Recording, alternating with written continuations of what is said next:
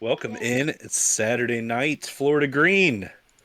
And steely eyed viewers will see that we are joined with well, we've got an extra friend here because we're going to be doing something a little bit different tonight.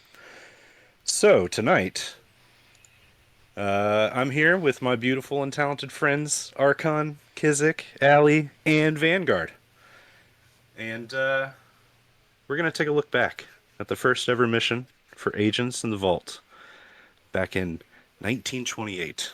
I'm going to still stay in Tampa, Florida for right now, but let's look at December 1928.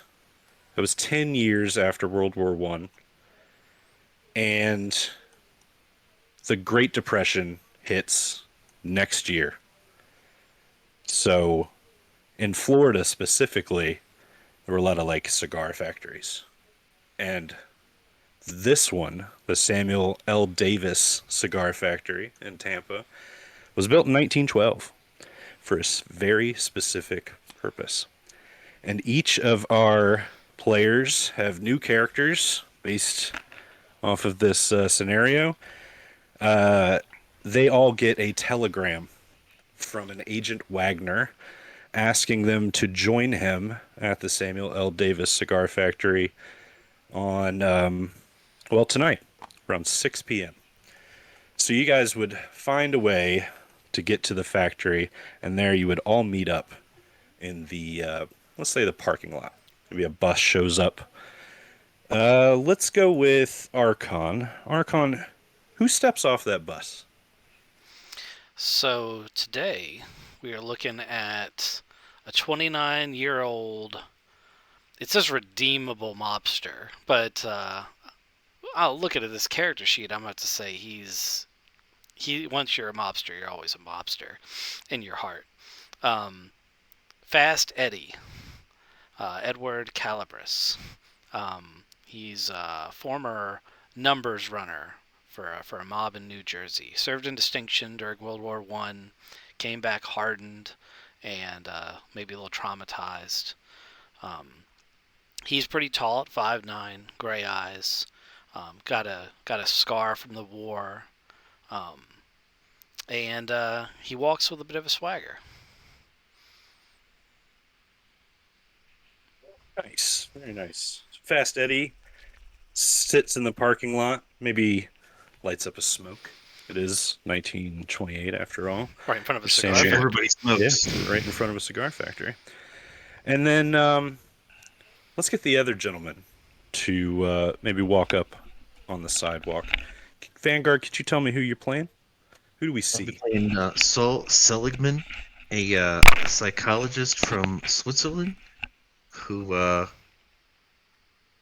he seems a little weird. He's previously a boxer, now a psychologist. He stands at 6'1", and he's relatively quiet. As the two gentlemen stand there, I'm gonna have maybe our camera pan around, and just out of the shadows steps a lady in a suit. Kizik, can you tell us about your character?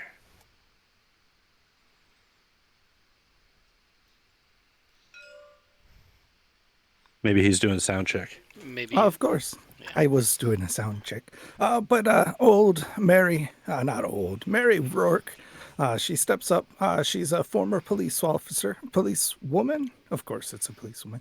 Now working for a continental detective agency. Oh, she's a lot older than she was like 5 minutes ago, but I might go with it. She dealt with deep ones and hood hybrid bootleggers in San Francisco. Knows a little Taishanese and is getting pulled back into the just one more time. Maybe she's not. Mary's in, Maybe she's not really that old. She's just weathered. she's in her early 40s. She's got short blonde hair, freckles, and what looks to be like a perpetual scowl, which I have too. It's called resting bitch face. Yeah, but in the 20s they didn't call it that. That's true. All Yeah, right, they probably would so have just said she's very plain. right, she's very plain. Let's get our tokens in here. We got Mary. Sorry, Archon, if you were looking at him. I Fats, was. I got Eddie, Allie.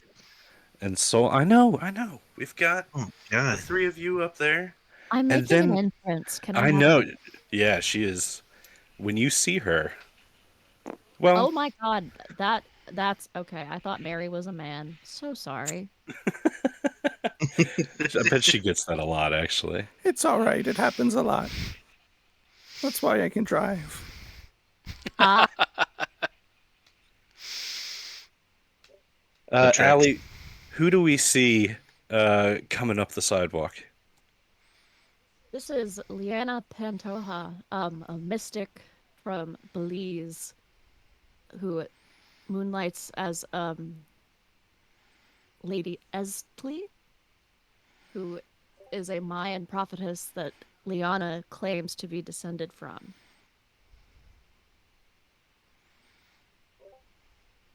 And she cannot drive. We were assigning skills off air, and we figured out who can and can't drive. It's been a sticking point. Liana joins the rest of the group, and precisely when the telegram said, like 8 o'clock sharp, the front doors to the Samuel L. Davis cigar factory open up. There's a big double door system, and out steps this man in a very crisp suit. He's got bags under his eyes. He looks really tired, and he waves you guys inside. He doesn't say anything. He just motions you guys in.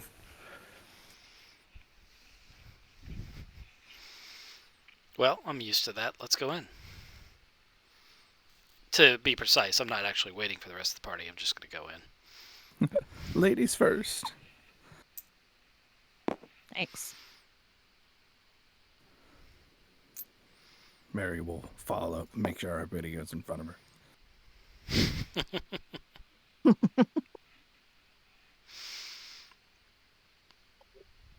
So inside, this man he turns around in the lobby area of this warehouse. I think we kind of looked at it in the modern day when it was big and empty, but back in 1928, it's actually full of cigar making equipment. It would smell really strongly of Cuban tobacco. There's probably people here running in and out and using the machines. You know, they're folding boxes up and making them out of wood. There's a lot of like sawing going on, and over the noise in the den, this man he turns around and he shakes past Eddie's hand first, and he says, "Agent Wagner, nice to meet you." This man's about 31 years old. Like I said, he's in a crisp suit. He's got circles under his eyes. He seems to be pretty efficient when he turns around and he talks to you. How's it going? It's going well. I give him a firm shake, look him in the eye. Excellent, excellent. I'm glad you got the telegram. We're going to need men like you. And then he turns to Mary, and he puts his hand out. You must be Mary O'Rourke. You come highly recommended. Oh, thank you, sir. It's good to meet you. Good to meet you. And then you, Saul, you're the doctor, right? Dr. Saul? Oh yeah. Okay. I am the psychologist. Love that. Love the accent. He Love shakes to your be a hand. stick. We'll see if it lasts 5 minutes. It might stick. He shakes your hand. He says, "Wagner, Agent Wagner," and then last but not least, and he turns and he says, "Liana, the clairvoyant, right?" And he winks at you. Yes, that's me. She knew you were going to say that. Yes. I bet you did know that I was going to say that. I'd like to take you over here to this table. Please have a seat. And he motions over to a pretty big boardroom table. There he has a folder, and he says, after you guys take a seat, he pulls this folder out, and there's some newspaper articles in it. He hands it over. Well, he puts it in the middle of the table, If anybody wants to take a look at this, this is the newspaper article called Mob Hijacking Goes Awry. And as you guys are reading that, he kind of explains, he says, recent high level intelligence has shown an influx of cults from Germany and Eastern Europe. You know, the old country, whatever that means. Uh, he Yeah, I didn't have nothing kind to of, do with it. Wasn't me. yeah, I brought you in for your set of skills specifically because, well, this man, and he throws a, well, with shaking hands, he puts this one on the table. He says, this man is Uwe Koch. Uwekoch. This man, we have very high level intelligence that says that he is associated with what was called the Thule Society, you know, during the Great War. These Germans, these German cultists, were very influential, and we want to know why. This one in particular is here in the United States. He then shows you guys a second photo of him. This is Uwe at one of his cult rituals.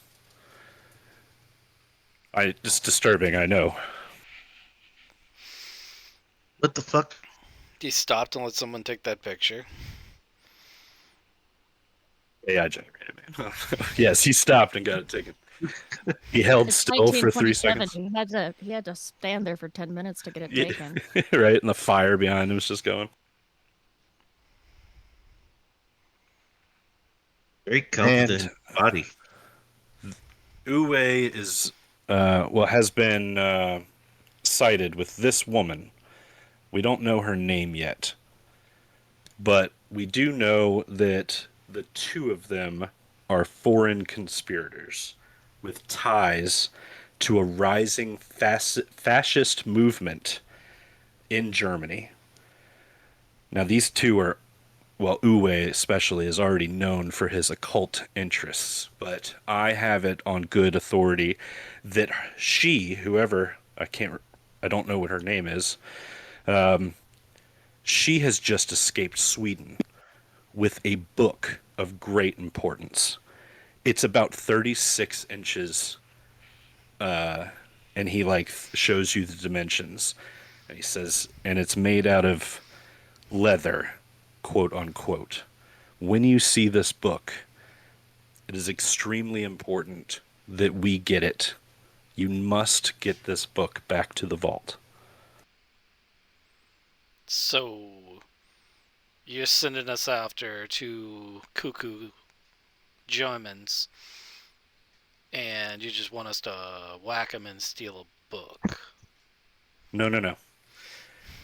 These two fascists are here in town for the 10th annual International Funeral and Crematory Trade Show at the Tampa Bay Hotel. I want you to attend the trade show, gather as much information as you can about Uwe Koch and that unknown woman, and then try to find the book. Eventually, I want you to report back to me what you learn about Uwe and the woman. I'd like to know her name. I'd like to know any co-conspirators. I really want to know why they're here in the United States at a trade show, a cemetery trade show. Come on. This is why I'm showing you this newspaper article here. You say a few questions. What was the powder? That's a good question. I don't know. But if you guys could find out, that would be more intelligence than what we have right now. You've had this powder for some time, and still you do not know what it is? I don't have the powder. The powder was taken to see this undisclosed location in Tampa. The that is the Tampa Bay Hotel. This was a year ago, December 3rd, 1927. I've had this for a year. this newspaper article, and I've been waiting for the crematory and funeral and trade show to come back around. So I thought um, the police confiscated the powder.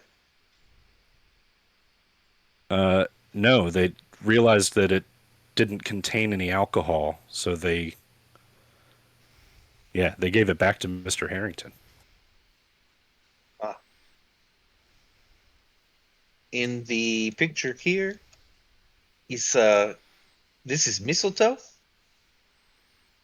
Yes, and thorns. Huh. So I'd like you all to submit a report back to me when finished, and be on the lookout for that large pale leather book that the woman is reported to have. I'm gonna give you guys each $250 up front, and if you guys complete the report to our satisfaction, I'll give you guys each another $250. And you guys have some cash now. If you wish to stay at the Tampa Bay Hotel, you absolutely can. I think it's kind of expensive, but I've never stayed there. But now that you have some upfront money, you can absolutely splurge and stay at the hotel, or feel free to stay at a cheaper place nearby. It might actually be a good idea to have a place away from the trade show that you guys could you move to if things get crazy. Have you identified the symbol on the medallion the young lady is wearing? Yes, like I said, she's probably a Thule Society member. That medallion seems to be a black sun symbol of the Thule Society. So you like know that, or you guessing? This is what our high ranking intelligence officers tell me. I don't know personally. It's not. It's not the same as a black sun. I had thought that at first as well. It's a variant of it because the AI didn't do it right. The AI? Yeah, sorry. That was above table. That's the name of the high-ranking intelligence agent. Yes, AI, It's the Al. It's Al. ranking intelligence. Yep. Better than Gary. Oh, God damn it, Gary. Someday we're gonna get to murder that motherfucker. So the undisclosed location mentioned in the article was the Tampa Bay Hotel. The owners of the Tampa Bay Hotel paid the newspaper so that their name would be dropped from the article. I found this out from my contact at the newspaper, which is why I'm sending you guys there. 250 up front, 250 at the conclusion of a job. Man, money's right.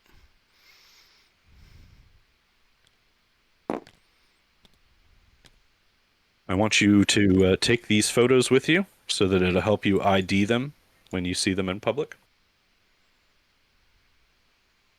I hope to not see the guy without his shirt on.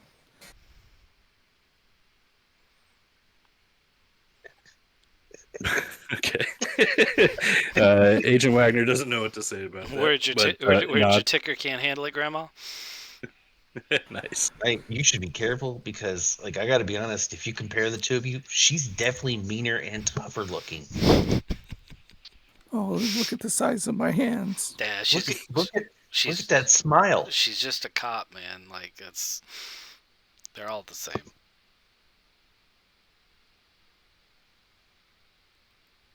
Just a cop. Oh, okay. In a previous life, we would be on opposite sides of the law there. But we're here to Previous figure out life. why. You coming back as a caterpillar, a butterfly? Perhaps. We've got a cover to go to this funeral convention. Boss man, Agent Wesley. I'm sorry, what was your question? We've got a good cover to go in. Yes, actually, I can give you tickets to the trade show. I've been able to secure them. And he'll give you, like, funeral trade show. It says 11th annual funeral and crematory trade show. And they're little purple tickets. This will get you in. Usually, the trade shows are in the lobby area of the Tampa Bay Hotel. Um, I would suggest taking your time and maybe doing some research. The trade show doesn't start until tomorrow, so you guys have just about 24 hours actually.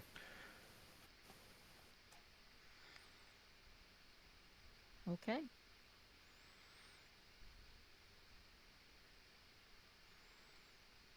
Wagner says, "All right, peace out," and then does the chest bump thing with the two fingers, peace, and then moonwalks out the door backwards. What the fuck is wrong with that guy? What did he mean by peace out? I don't understand. How is he walking He's backwards? Right? he's American. So am I. We don't do that. I ain't seen nobody do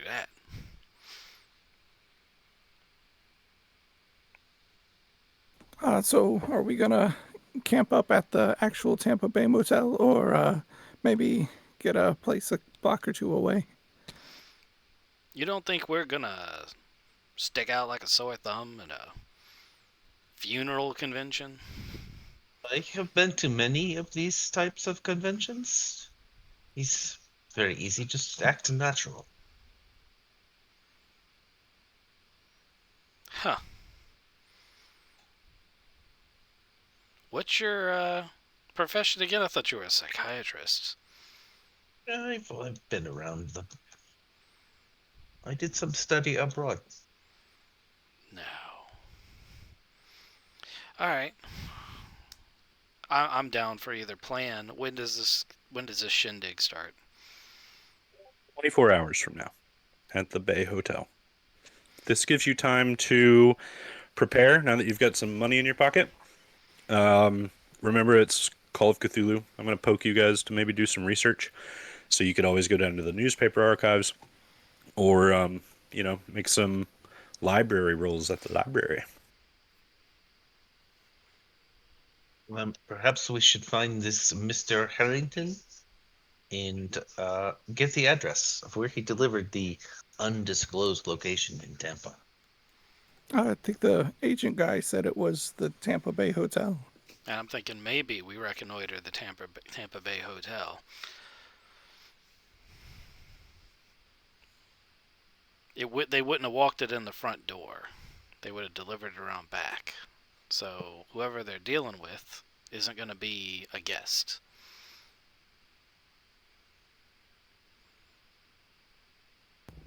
So we're gonna get a job as a waitress or a delivery person.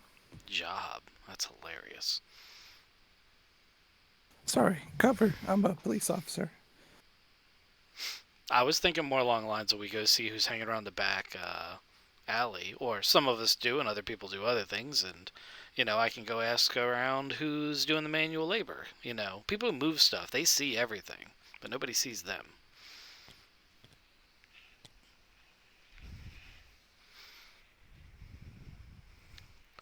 I find generally if you want to blend in, just carry a clipboard, look like you know where you're going. Stare at the ceiling. No one looks up.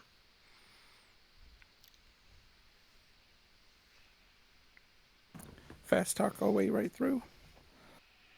It's best not to talk. All right, so what's your first step? Where do you want to head first? I mean, are we sticking together or are we separating?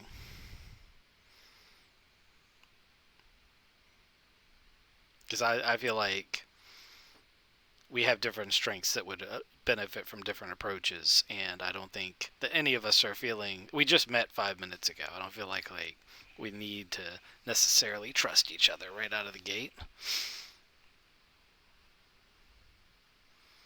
Yeah, the mobster.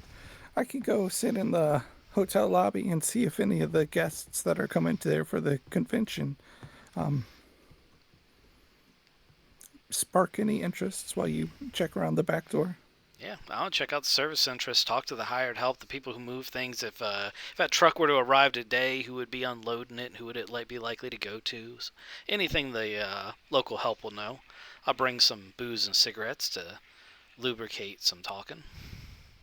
There. This is a convention, right? So there's like people that are going to talk there. I don't really understand what a graveyard convention is. Oh, but you've been to many of like events, so you should totally go mingle with the panels, Yeah, above table, I don't know what the fuck it is. right? Below table, sure. He's probably been to these things. He's a weird dude. That's finest in tombstones. This one, I mean, look, this guy's been to the Dreamlands. I'm sure that he's one of those hippie fucks that does stuff like that. I just don't know what a fucking graveyard convention is. You got your regular formaldehyde, and then you've got your advanced formaldehyde. We're working on a new blend. It's pickled flavored. Flavored? it is the 1920s. What the fuck? I was looking for the GM to pitch in here and tell me what the fuck a graveyard convention is. Wanted you to find out when you got there, really, and like started looking around and being like, "Oh." Well, I You're was right. gonna try I to mean, find out if there are other doctors that I might know that are going to this, and I could, Okay. reach out and get some information. okay. So this trade show, it would be a place maybe that they would sell caskets or headstones. Funeral parlors would probably advertise their business. But it's the 11th annual one, so this has gone on for a while. So maybe there might be Guest some speakers, shady shit going or on too. maybe some guest speakers. There could be some guest speakers. Yep, people in the funeral industry, like Kizik said, embalming fluids change constantly. So people are hawking their snake poison or whatever. Snake oil. Well, I don't know. Have you ever tasted embalming oil? Embalming fluid? No, because Tastes like shit. I like to live. I've heard you're supposed to soak your cigarettes in it. Ugh, coffin nails. All right, so let me poke you this way. Who is going to the hotel right off the bat? Any Fast, takers? Fast Eddie's going to do exactly what he said. He's going to go hit up the staff at the hotel to try to uncover any information about trucks like that, what happened back then, if it's happening now, who the shakers, movers, and players are, and get a lay of the land of the staff areas in the hotel. Okay. We should we should plan to meet up at some point. Like we should have that set in stone before we do this, so that we all meet up at about the same time. Hotel bar in 9 p.m. Perfect. That's where I was 3 going hours. already. All right. So who is going with Fast Eddie? Liana, are you going? Go with Eddie. Okay. Mary, what are you doing? I'm going to go, but I'm not going to go to the back door. I'm going to go sit in the lobby, and I'm going to get a newspaper and a coffee and a cigarette and listen as the hubbub of the lobby as the different guests come in and out. Okay. And then Soul, what are you doing? Same as Mary, but I'm going to go to the hotel bar instead of the lobby. Sounds good. Now, it's 1928 and none of you have a car. You are currently at the Samuel L. Davis Cigar Factory. The Tampa Bay Hotel, for anybody that is Florida native, is just a few blocks away, about 20. It would take a while to walk.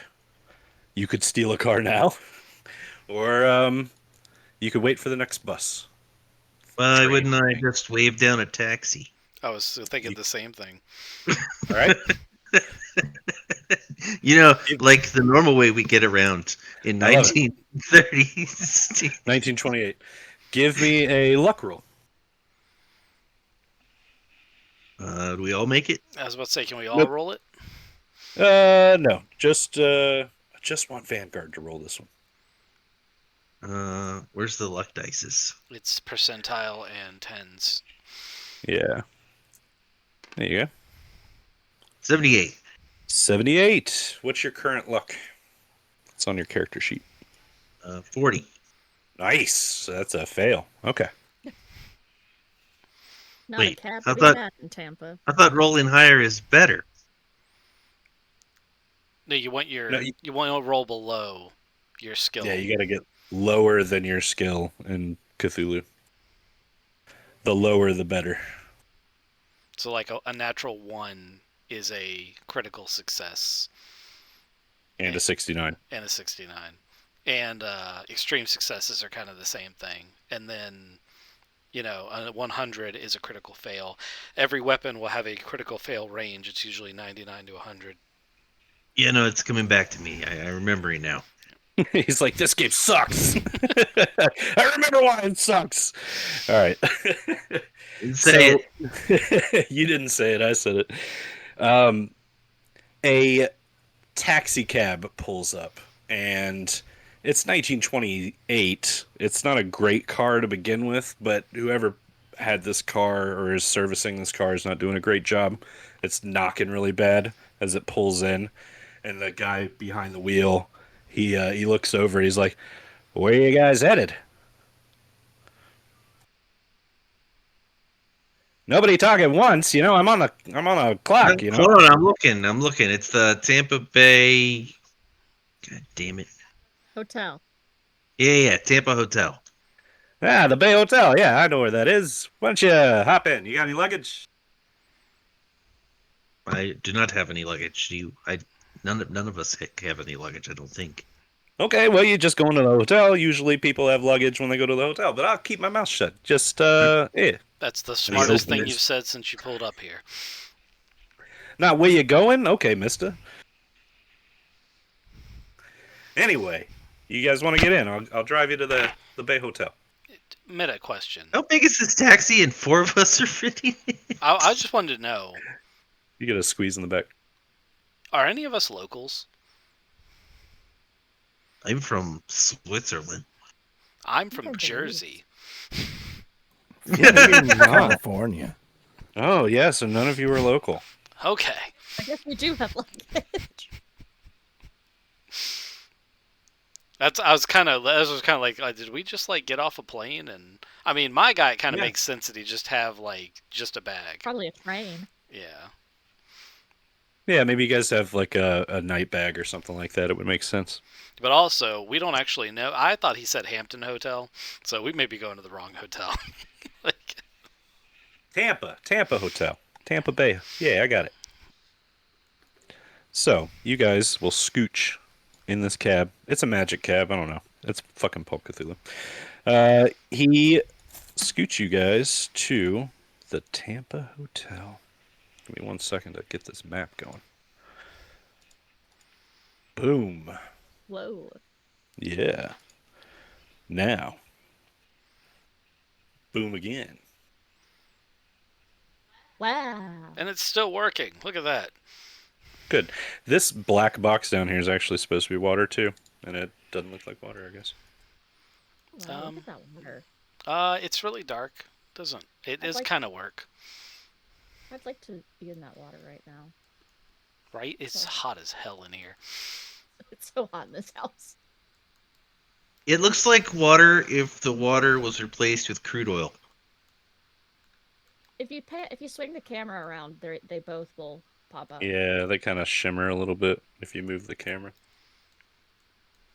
What's going on over here with this red block? Well, that's for the future. Oh, okay. Forget I said anything. You can tell it's working because it's colored red. It would be a big white block if it was something that wasn't loading in. So the taxi cab driver will pull up to the roundabout in front of the Tampa Bay Hotel. This place is huge. I think it's currently being leased by the University of Florida. But back in 1928, this place had like 500 fucking rooms. And it is unfortunately right before the Great Depression. So it's not a great time for the hotel.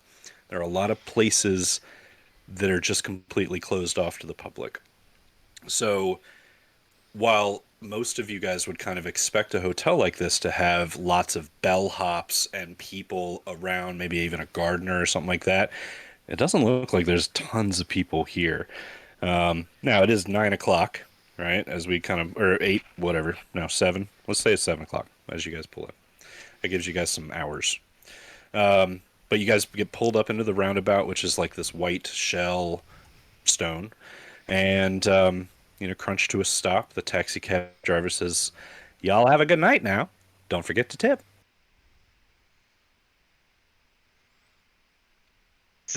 Don't bet on the horses.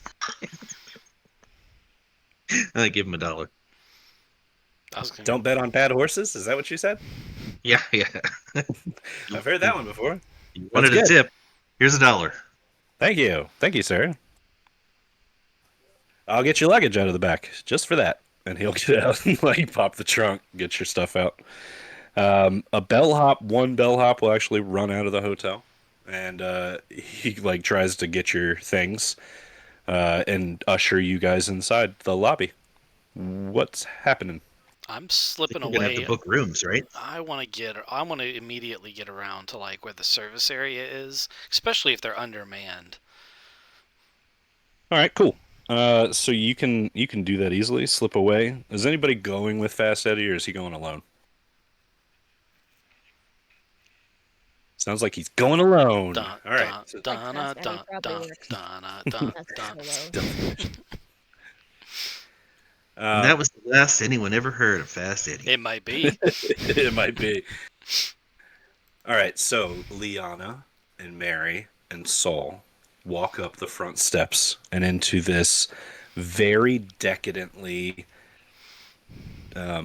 made up hotel. I kind of wish I had shots of the inside. The most I have are like little blueprinty maps, but it's lavish inside. And as you walk in through the main entrance, you guys will see the lobby.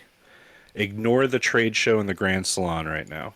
Right now, as you guys enter the lobby, there are like little pedestals that, sorry, up against. You know what? It's not even on this map. It'd be to the left. So there's a person waiting in the lobby behind a bar desk, and there's a huge sectional boxes behind him. He's got keys all over the fucking place on the wall behind him, and he's wearing a uniform. And as you walk in, he greets you. Welcome to the Tampa Bay Hotel, and he holds up his hand. He's in a red vest with a black button-up shirt underneath the red vest. Will you be staying with us tonight?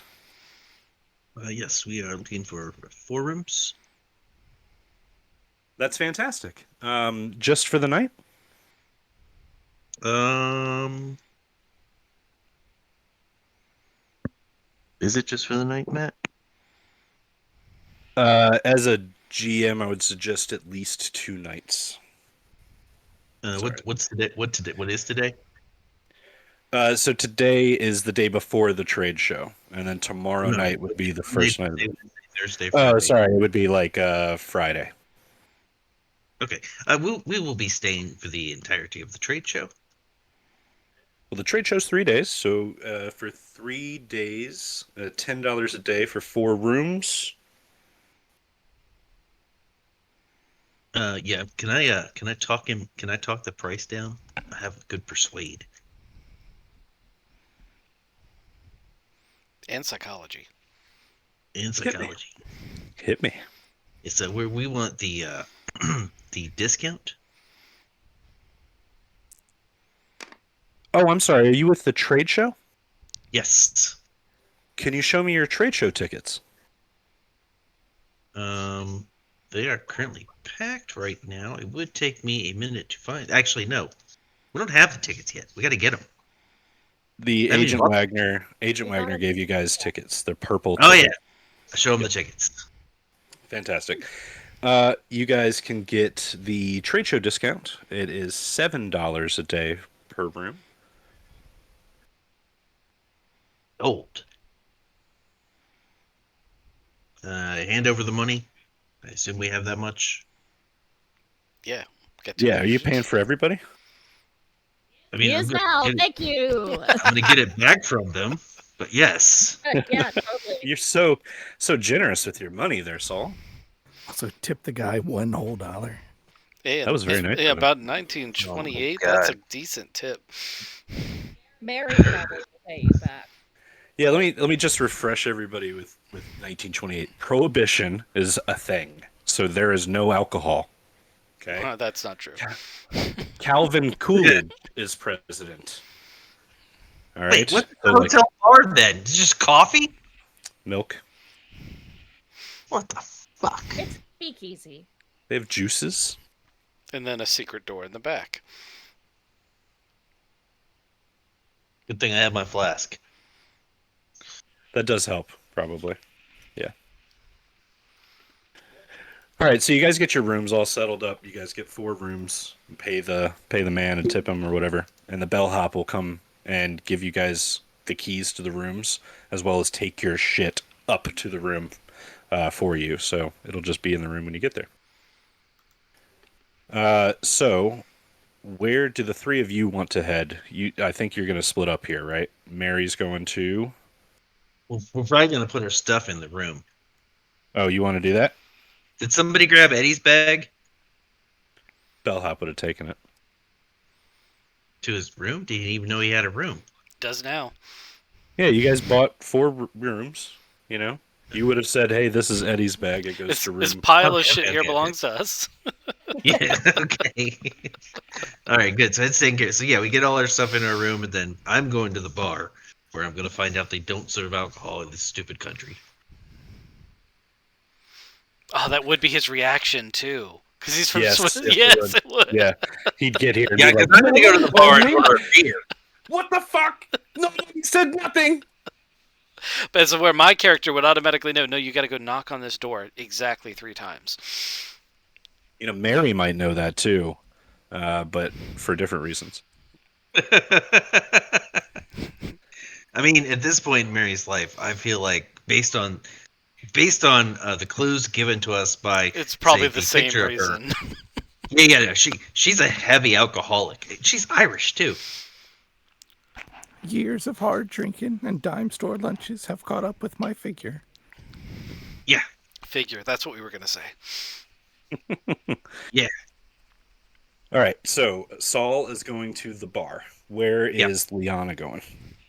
Leona's gonna go to her room to commune with the spirits, aka take a nap. Oh, okay.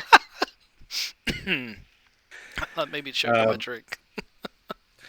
And then where is Mary going? Just gonna So hang out in the lobby.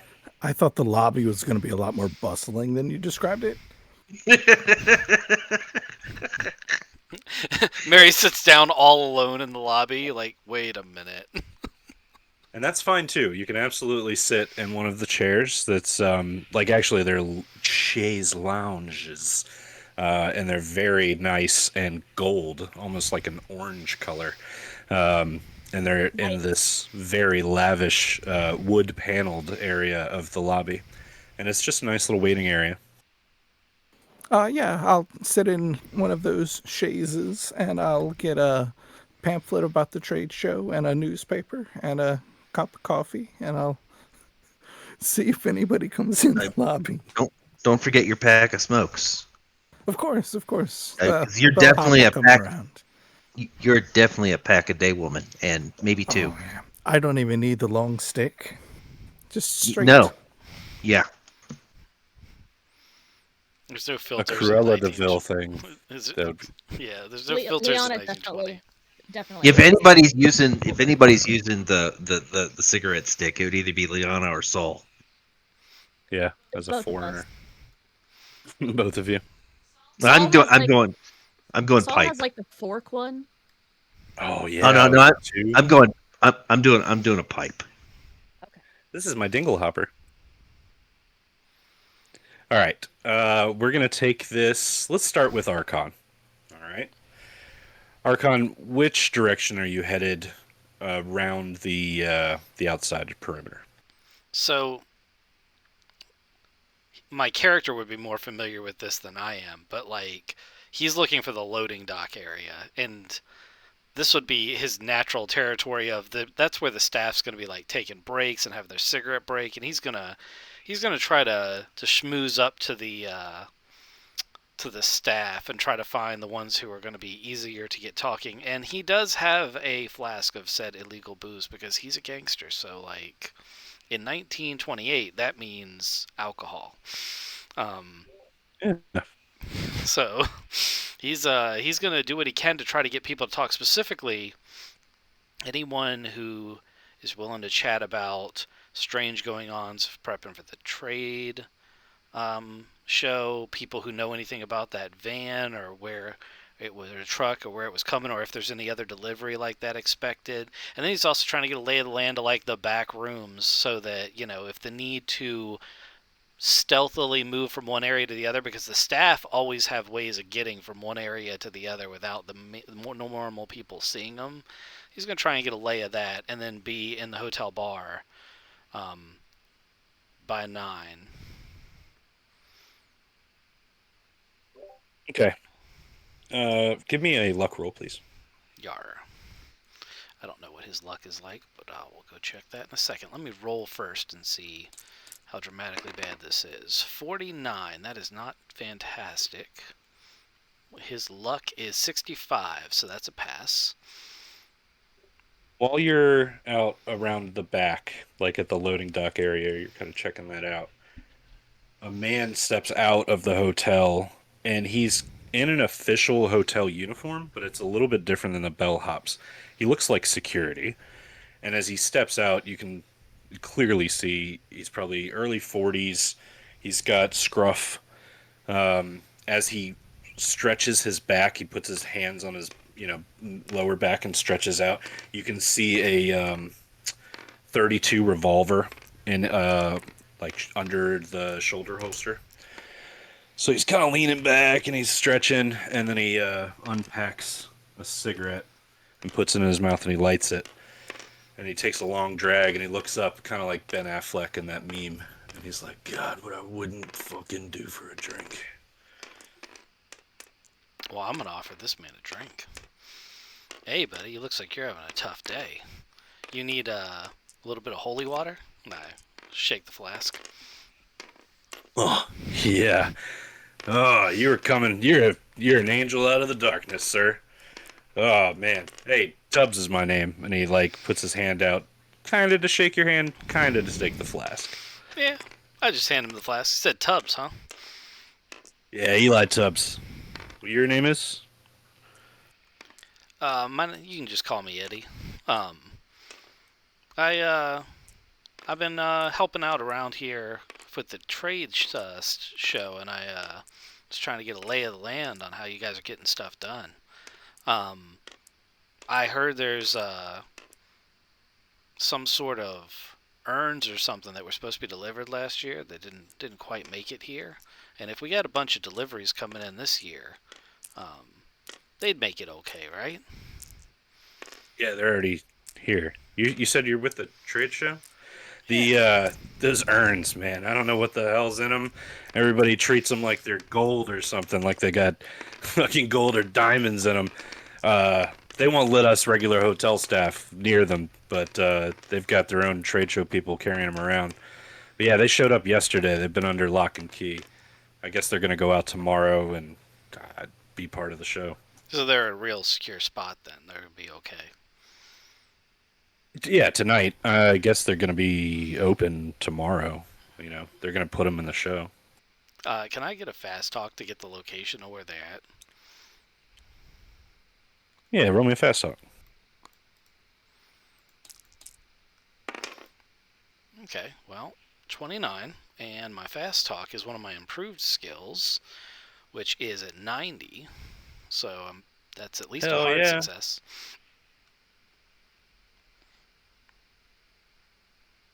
It's they're actually two. There's like 6 or 7 of them, and they come with pedestals. They get put up on these pedestals. Right now, they're in the manager's office. You know, they're safe. I wouldn't worry too much about them. Okay. And they said they won't let you in there, so you don't have a key to the manager's office or anything, huh? He pats a huge key ring and he's like, I got every key to the hotel.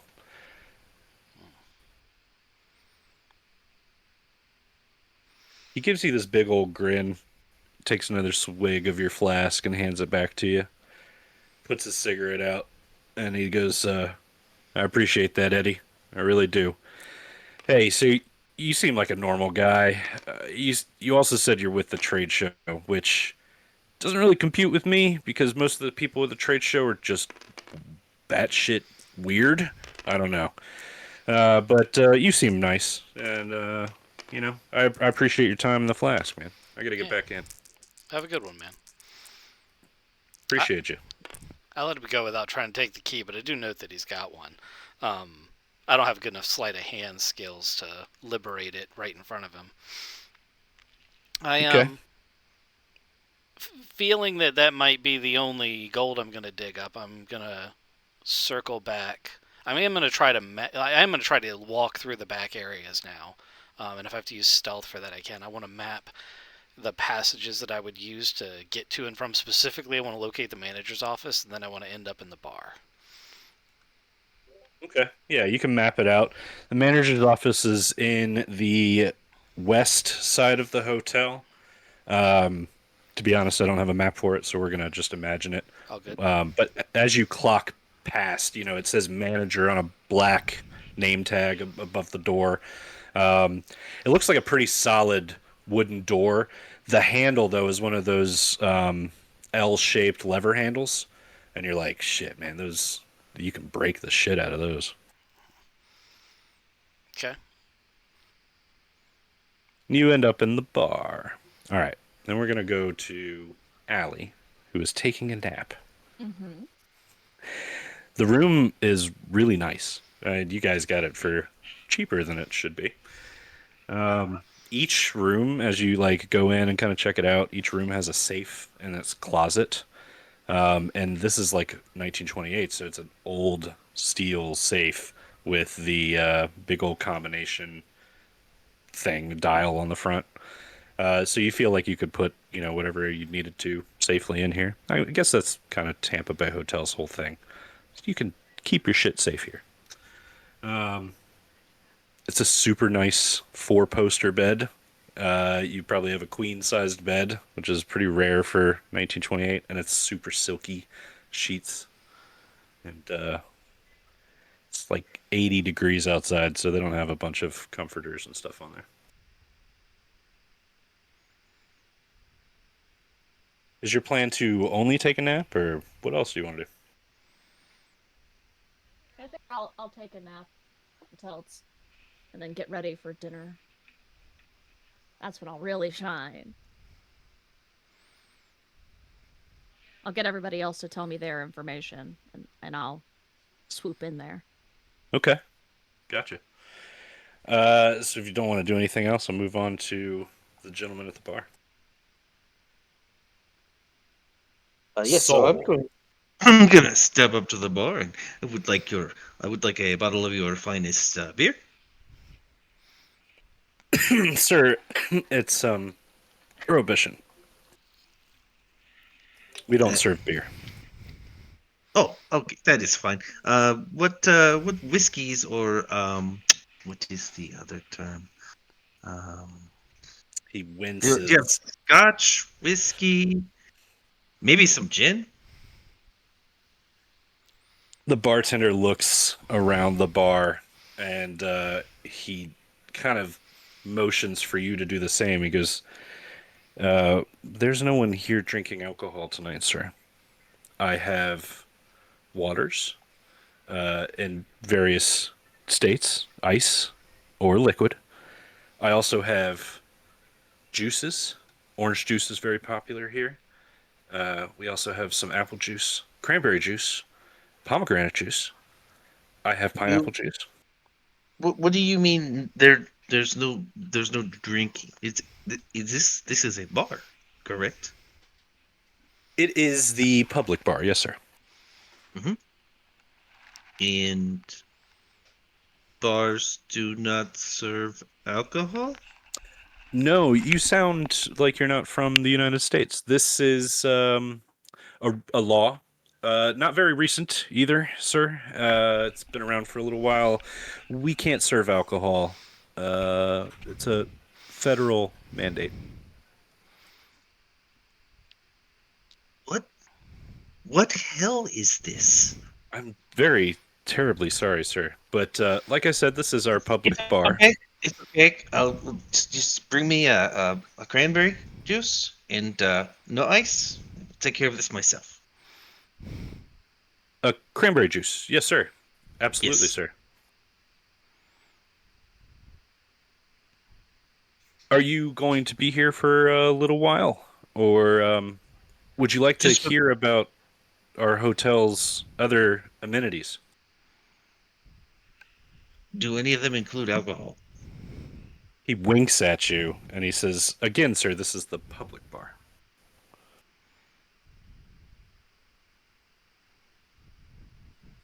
Can I come save You have my new friend?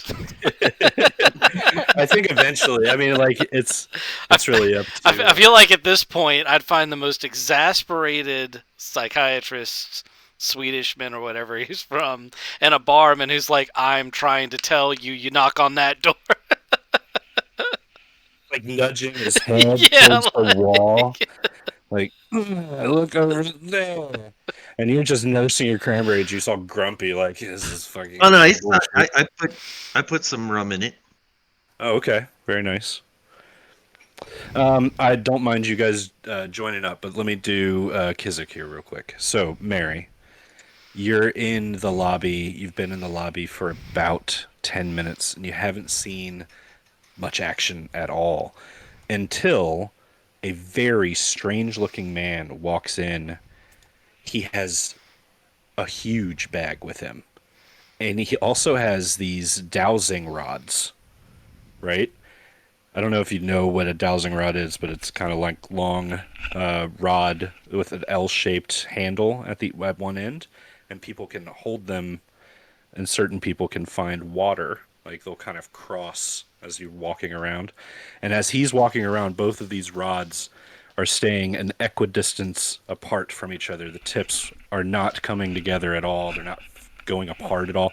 They're steady, and as he sweeps the room with it, he takes a minute and pauses and then kind of nods like he's satisfied and then puts the dowsing rods away in a bag. He walks over to the front desk guy. Hold on, I have a voice for him and I've got to get it right. I'd like a room, please. The guy behind the counter is like, are you with the trade show? Yes, I am. Okay, it's $7 a night. That's no problem. I'd like to stay until Sunday. And the guy behind the counter is like, absolutely. Would you like a room with a ocean view? No, I don't like sunlight too much. I'd like to stay in a suite though. And the guy's like, okay, absolutely. It's gonna be $12 a night then, and we can absolutely hook you up with a suite. And they, do this little exchange. Mary, do you want to do Ca- anything? Can I listen in and find out his name and suite number? Sure. Give me a listen roll. I get special dice on that. Nice. That's a 17 out of 80 for a hard success. The name's Jode. Edson Jode. Edsonjoad. Jode. Guy's like, okay, yes, Mr. Jode. He doesn't even like really want to look up into this guy's eyes. There's a weird like thing going on between them, where the guy behind the counter is not being friendly. He's getting the weird ick vibes from this guy, and Edson Jode gets the keys, and the guy behind the counter says, This is Suite 5. It's in the East Wing. And Edson Joe says, "Thank you very much. I would like a bellhop to take my things." And of course, there's a bell, and then a guy hops to it and grabs the gear from Edson Jode and heads off to the East Wing. Edson Jode starts walking. Uh, the way he walks is he takes very tiny steps and bends his knees a lot. It's almost like the Ministry of Funny Walks for this guy. And he doesn't really take the same kind of step twice as he walks. He exits the lobby. He did that whilst he was dowsing. Yeah, he did that while he was dowsing too. But he doesn't have the dowsing rods now. He just did it in the lobby and then put them in his bag. And then he was like satisfied. And now he's walking without the rods. Oh, yeah. Grumpy lady drinking coffee with Irish cream in it. Watches very confusing as a turtle man walks past her. Yeah, do you want to do anything? You could, you could do anything. It's a AAA open world RPG. So anyway, I started blasting. No. You're obviously a Deep One hybrid. Go back to Innsmouth, you foul fiend. Sorry, that's way too much. Oh, yeah. He's not the guy with the deer horns or the lady that I'm looking for. So I'm going to sit here until, just luckily, if my time runs by and I see him, or until the 9 o'clock when I got to meet my friends at the bar. All right. While you're also in the lobby, you'll see Eli Tubbs, the night guardsman, the guy with the keys that Archon met. He'll walk through the lobby, say what's up to the guy that's running the front desk, and just kind of like, walk by. He looks at you, clocks you, nods. But that's it. Like, there really isn't anything else. There's very few people here on a Friday night. Business must be really shitty, actually. They got the trade show coming in and nobody's coming in on Friday night. It's bad for them. So I guess I still have an hour. Can I look through the exhibits that are going to be at the trade show tomorrow? Yeah, there's a couple tables already set up. One's for like Thacker caskets. There's another one for like Ryan's tombstones or headstones or whatever. And there's like brochures and stuff out right now, but it looks like things are really going to pick up tomorrow. What you do notice immediately is that the trade show area is kind of set up with tables already, but the area that says Grand Salon, that area is roped off and it has like hanging curtains at the very top of this A on the map for like above trade show. You see what I'm talking about? There's like this curtain there. What was it? Stage curtain. There you go. And that's closed. Cool. I wait my time and then I head to the bar. Cool. So you walk in as Eddie walks in, and you guys see Saul at the bar with his cranberry.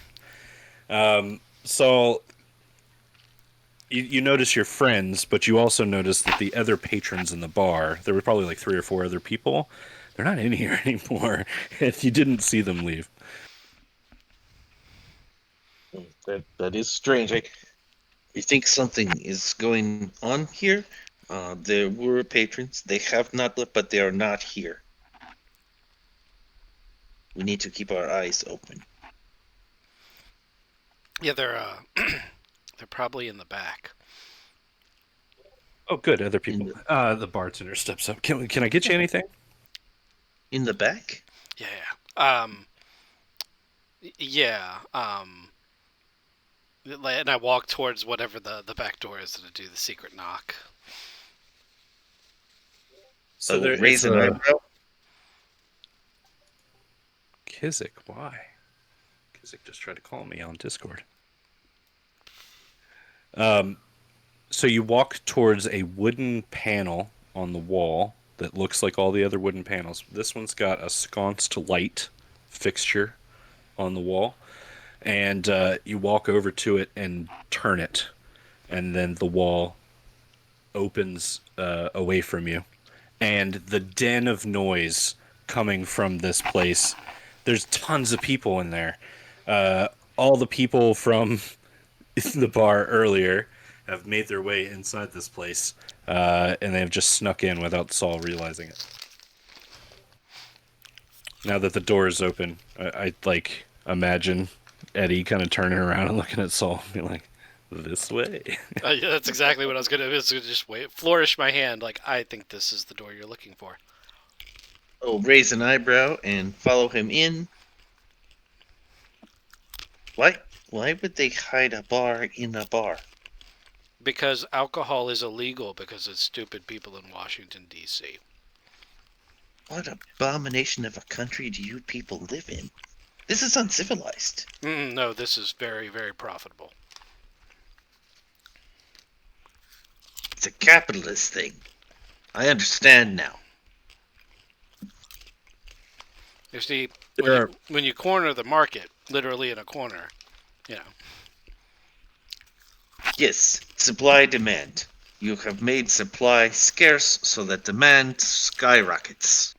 Do you have any music playing now? Would be a good time for some like jazz, like the 20s. Because like there's a piano playing. There's probably a guy on a little trumpet in the corner. There are people dancing in here. It's a pretty big, like ballroom-sized room just tacked onto the bar. They've closed it off from every other exit except the one through the secret door in the wall. There's obviously some way that like staff are getting in and out because they're coming in. There are waitresses in here that have a little less clothing than normal, and they're walking around with trays of champagne and champagne flutes, and they've just got them out in the open, and they're walking around just handing them out to people. There's probably 24, maybe 35, 40 people in this room that look to be patrons, and they're all like, at two tops or four tops or whatever, just kind of mingling with themselves or with their groups, and everybody seems to be having a fantastic time in here. I'm gonna find us a table. Beep, beep, beep, beep, beep, beep. You can walk up and give me a luck roll. I can give you a luck roll. I've already passed one, so my luck's probably all used up. Oh, or not. That's a 6. Sweet. Yeah, that's a hard pass. As you're walking through, there's a couple at a four top, and the woman, as you're walking by, takes a champagne flute and splashes the champagne in the man's face, and then she slaps him, and she's like, never again will I come out with you. And she looks like this. She slaps the man on the face. She's got this like white flapper dress on. She's got this like tiara kind of thing. And when she slaps the man, the man like looks shocked. He's got this red handprint just perfectly on his face, and he makes his lips so tiny looking at her, and she looks right back at him, and she's like, I made you the man that you are today, and if you fucking say a word, I'll beat the shit out of you right in front of all these motherfuckers. And the man's like, and just walks away. And then she takes his drink and shoots it, and then she walks away. And you realize that there's a perfectly open table for you to walk up to. Well, Who'd you say she looked like? This lady right here. Do you see this picture? I do now. were you expecting it to be a picture of Ghostly? No. Okay.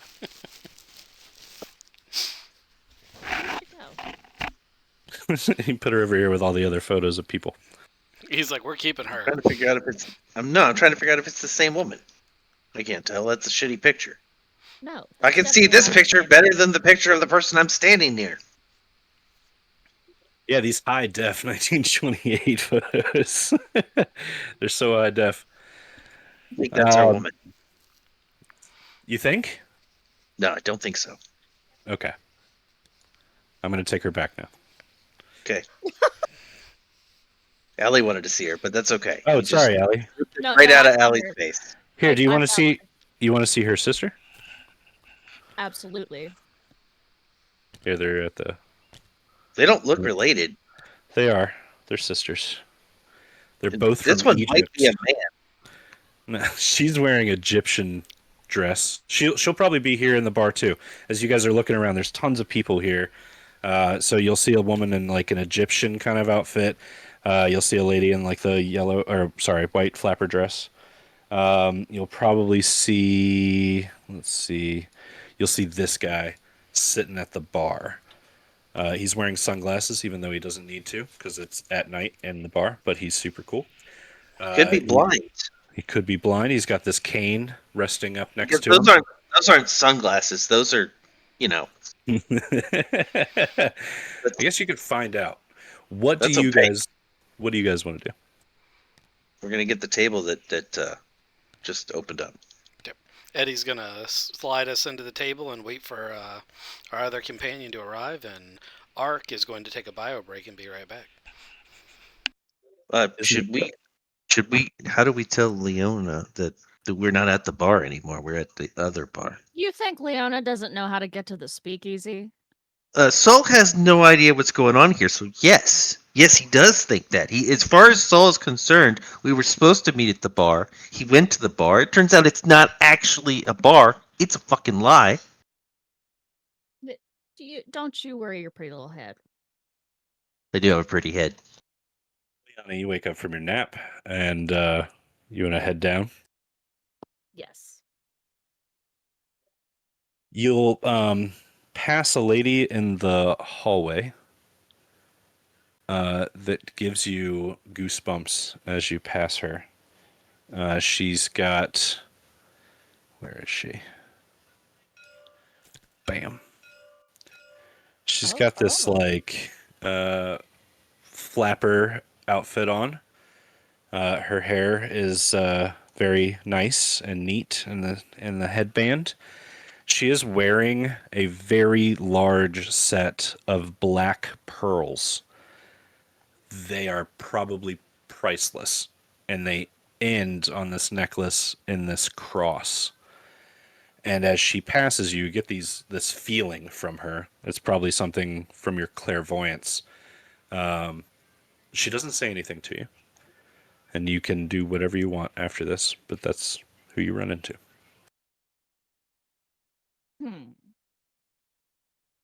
Okay.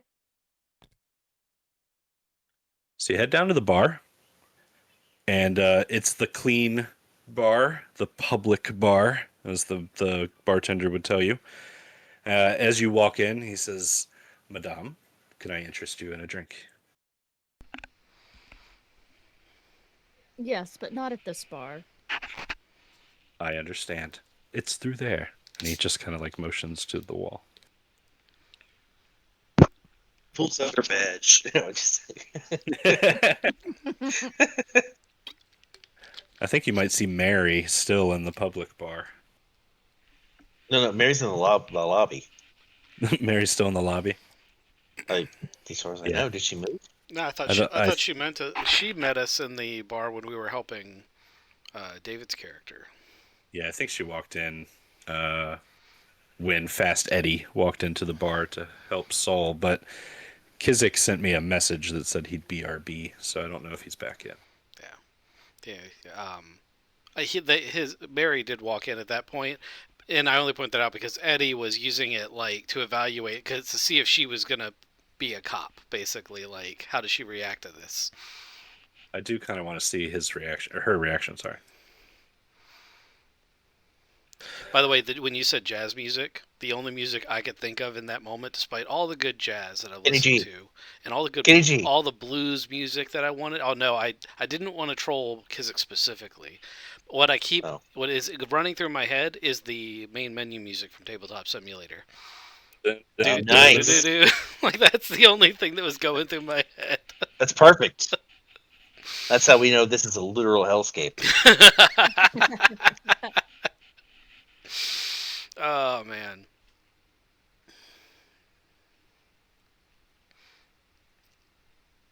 No, it's really been quite interesting because Kizik's character in the main campaign is basically a rock star now. But Kizik True. famously does not know like classic rock bands and songs. It's just not an area he has interest in. So he knows some of them, but Surprising. he has huge gaps in his like knowledge. Like he'll know really obscure ones, but not like ACDC. I'm surprised by that. Yeah, I was too. It was really surprising. But I'm just using sarcasm. but he'll know like Deep Purple, like or Nitro. I don't know that he specifically knows this too, but he'll know like really obscure ones, or so he'll know the specific like the names of the front runners of the bands. Knowing him, he Googled obscure rock bands. Yeah, he probably did go down a rabbit hole at one point or another, and once he's read that information, he'll retain it the rest of his life. Hmm. I really need to send him like a Spotify list that I've put together. Oh, that's like the kind of songs that his character's playing. Yeah, yeah, I exactly. want that list too. Because I imagine that one day we're gonna have a Blues Brothers episode for the band that our group is doing. Oh yeah, you're gonna Like, drive through a mall. yeah, Yeah. All right. So I I I was gonna do this at the beginning of this episode, and then I realized that this episode's gonna take a long time, probably the full 4 hours. We might not even get all the way through it. But I was gonna have you guys level up, and then I was gonna have you guys do a settlement phase for Suwani and the Vault, and figure out what level up things you want for there. Um, that's gonna be an and I've episode got by itself, I think. yeah, that I think it's going to take a really long time. We also, I think we might introduce a new character if Vanguard decides to stay on. I think he might still play a doctor.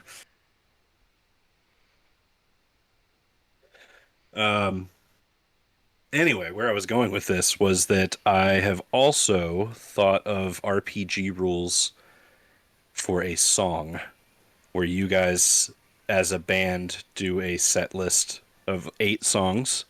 There are skill checks involved, and there's a vibe of the crowd, and that goes up and down depending on your skill checks. It's not crunchy. It's a very simple roll the dice, and we'll find out what happens. But we can at least do some music band related stuff. I'm sure Kizik will love that. I think it might be cool. We'll see. Yeah, it I think my works. new character would be popular in a musical ensemble. Not for his singing abilities, but Well, yeah, for his drug dealing abilities, making deal abilities, drugs. just makes He them. partakes. Yeah, he partakes. He's the guy that makes sure you get the dosage right. Probably Right. every good musician has one. You should try to think of a musical instrument for him. The rest of them, I think Ali plays a tambourine. One of you plays a key. Oh, it's Archon plays a keyboard. Obviously, Kizik's character plays a guitar because it's a possessed guitar that won't leave him alone. Well, we had an NPC or two because I think you had Hector or someone playing the Yeah, drums. Hector, Big Hector Lovo. He's the singer. Oh, he's the singer. Yeah. And then I did have a guy doing drums, but as an NPC, like we could just kick his ass out of the band. Is the triangle taken? That's percussion. You might as well just be a drummer. It seems too intense. Double bass, double bass, double bass breakdown. Be the Kizik, metal drummer. have you made it back yet? I made it. Okay. Okay. I still have We were to have- killing time waiting on you. I just sat down and heard double bass, double bass, double bass. I want to play drums. Oh man, I'm psychic then. I just had a disturbance in the force and thought I'd ask. So, to set the scene, Mary, you have come into a speakeasy. There are maybe 30 or 40 people in here. There's waitresses walking around with champagne on trays, and they're just handing them out willy nilly.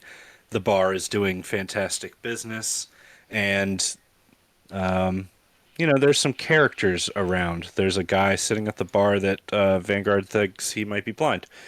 There's a couple other dudes and dudettes, like this lady here, an Egyptian outfit, and her sister here, who You mean just you mean guys and dolls? yeah, guys and dolls. They just went and sat at a table recently vacated by the lady in white here, as she slapped the man that she was with and told him he ain't no man, and then stormed off. So there was an open table for you guys. How would Mary feel about the speakeasy?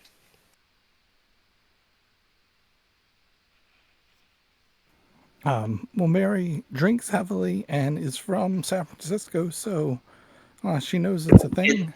and Irish. And she's Irish, of course, Occasionally. which she remembers.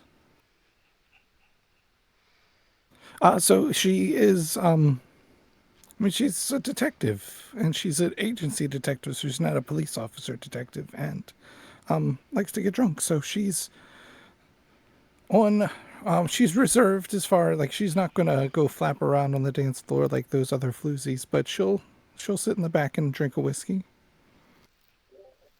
So the four of you meet up at this table. Nice little four top. What do you guys want to share with one another? Now, I bet Mary does a mean Charleston. Well, she's got to be 4 or 5 drinks deep. But so I saw the weirdest guy I've ever seen.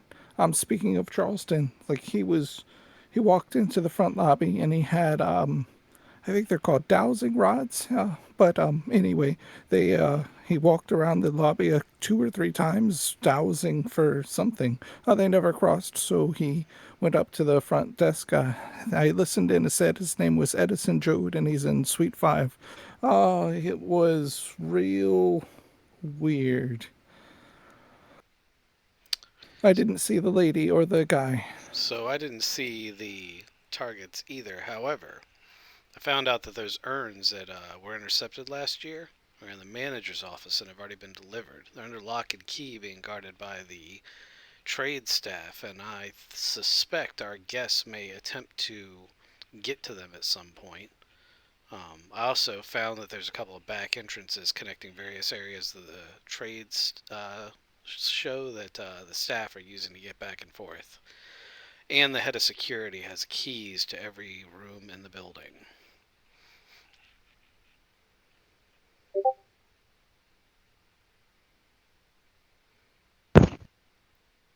I found out that this travesty of a country doesn't serve alcohol in its bars. This is something about prohibition, and it is illegal here. Yeah, the rest of What? us already knew that we live here. Why? Why would you live here?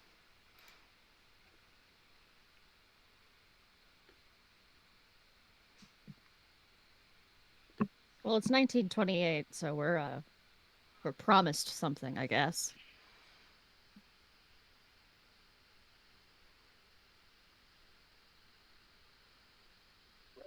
What do you guys end up choosing to drink at this bar that is very wet?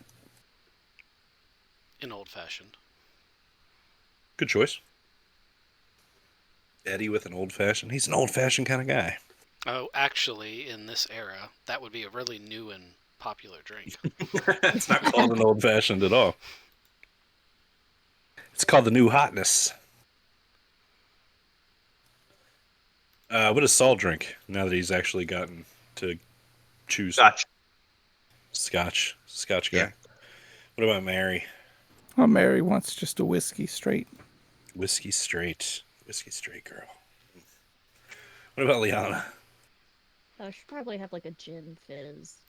Oh, I like a gin fizz. Also a too. popular drink of the era. Yeah. Gin and gin anyway. Like, Gin and Yeah. tonic, gin and martinis. Yeah. Okay. So you guys have, open world AAA title RPG.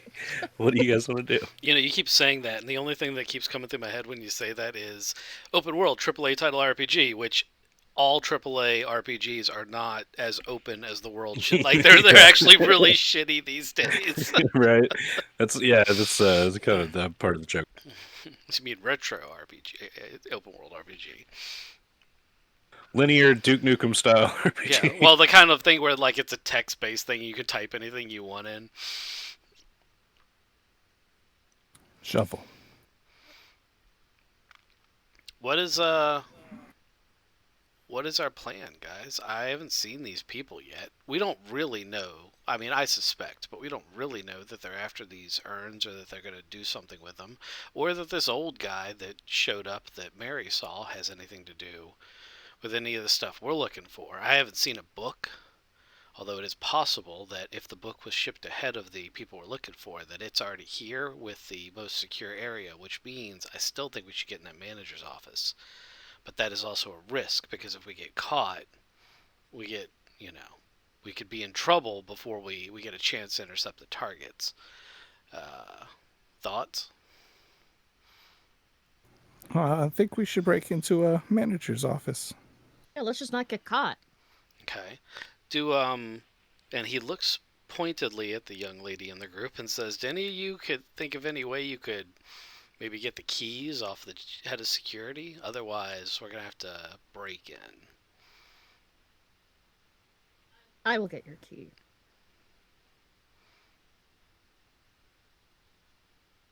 He smiles. I guess I'll go do that. Gives a little cheers on the drink.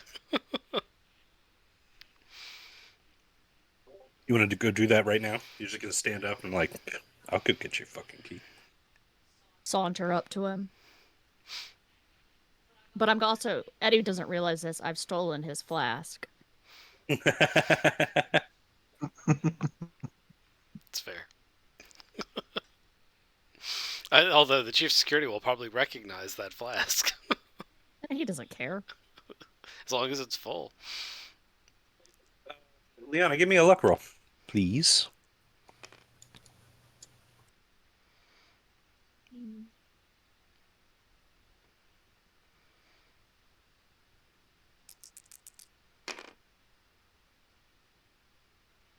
This is 50.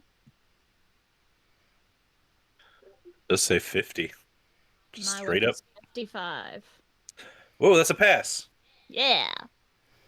All right, so the night watchman, Eli Tubbs, is he just walked through the door, and he is going to look through the crowd, kind of just like hands on hips, scanning, making sure no one's being stupid, and then he'll walk over to the bar.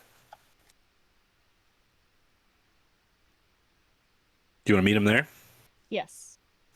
Excellent. I guess I don't need the flask then if he's in this bar. That's true. Yeah, that's fine. He sits down at the bar, and then the bartender turns and he's like, "Tubbs, you just get off?" And Tubbs says, "Yep, yep. I was 12. I'm done. Pour me one." And the bartender will pour him some brown liquid, and he's like, "Thanks, Sam." And Tubbs will take it, savor it a little bit. Oh, what a day. Sam, these trade show guys are insane. Yeah, but they tip well. I'm not seeing any tips, Sam. Yeah, you wouldn't. All right. Well, and he like turns away from Sam and finishes his drink. What do you want to say, Liana? I'm gonna accidentally on purpose trip into him. Oh, excuse me. Yeah, excuse me, I'm so clumsy. Uh, you spilt your drink. I should get you a new one, Miss. Liana.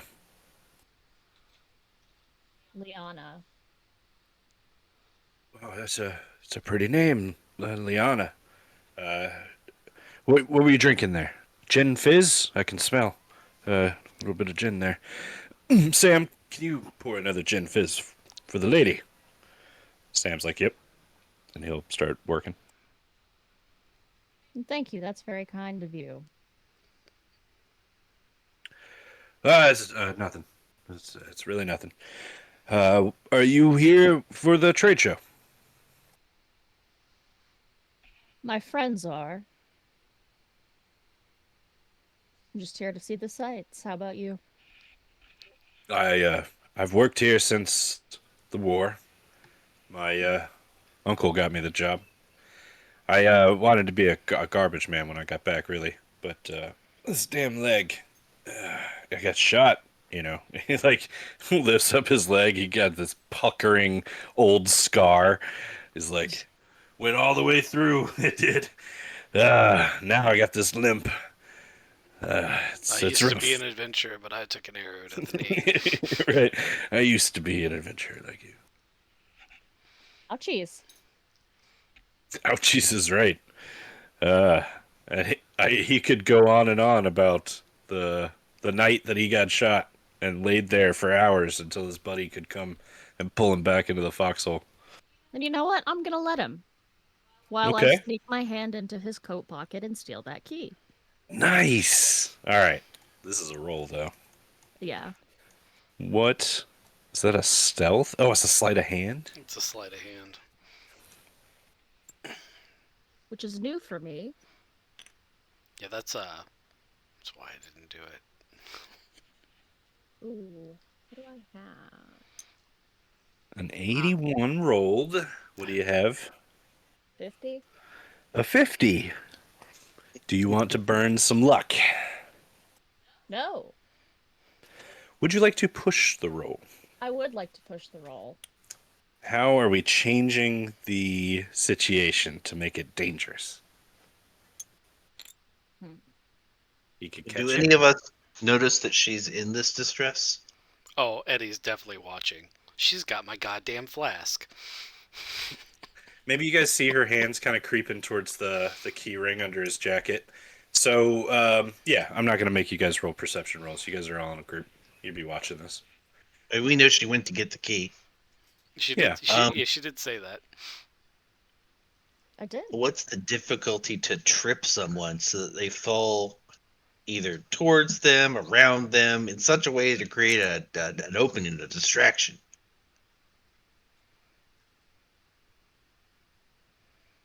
Well, it's a couple things, I think. Let's start with are you like fighting this person? You're just pushing them to cause a Yeah, no, distraction. I don't want to get in trouble. I'm just helping. He just wants to I see. domino. All right, so we want to ultimately distract Tubbs so that Allie could get maybe advantage on her pushed roll. That's what we're talking about I here, mean, I right? think if we Okay. if we want to do that, the easiest way is for me to come up and be like, "Tubbs, how you doing?" and engage him in some unwelcome interruption because he's sitting with a pretty lady and does not want his new friend interrupting the conversation, and I can use my fast talk to distract him. Do we want to do it that way, or we want to break out into a bar fight? I think the Uh, bar fight. so Let's do the bar here's fight.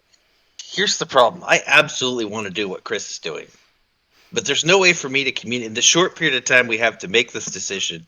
I don't know how we would communicate that he's got this before I do something stupid. Well, let's do both. Okay, just didn't want you mad at me. That's all. Because I'm pretty sure it's going to go poorly. Okay, so give me a fighting brawl, Mr. Saul. That part's going to go well, most likely. Let's see. Here's the dice. This is.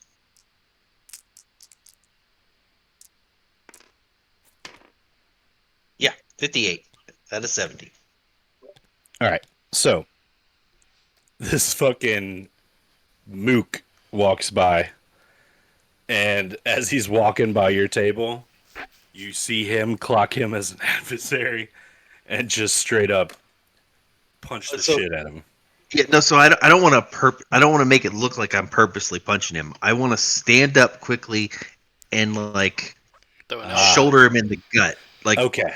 I'm tracking. Like like if anyone else was watching, if they were really watching close, they might be like, he did that on purpose. But otherwise, it'd be just an oops. It doesn't mean it's not going to result in a bar fight. Because that's how this works. True. Okay. So you nudge him. He Uh, goes sliding more into the. more than a nudge. You nudge him forcefully. In You the nudge groin. him like the runner. Did you see that video of the runner, the Olympic runner, getting arrested? If you haven't seen it, never mind. You shove him. That's the point. You shove him, and he goes into the man that's sitting at the bar that has the sunglasses on. This guy. And this man kind of gets pushed up against the bar a little bit, and then he slowly turns around and, with one hand, pulls this mook back up onto his feet, straightens out this mook's coat, and looks at the mook and says, "Do not touch me again." Does he have a specific accent? Yeah, it sounds like South American. Okay. So we're going chupacabras, not vampires tonight. Got it. All right, while that's going on, we've got Fast Hands Eddie sliding in to do some fast talking. Hey Tubbs, man. I guess you knew where to go after all. Blah blah blah blah blah. Fast talk. Pass. Nice. All right, Liana, why don't you give me that pushed with advantage? So you're going to roll the tens dice twice and take the better, which would probably be the lower. And let's hope you don't get caught. Yeah, because this is gonna get real ugly.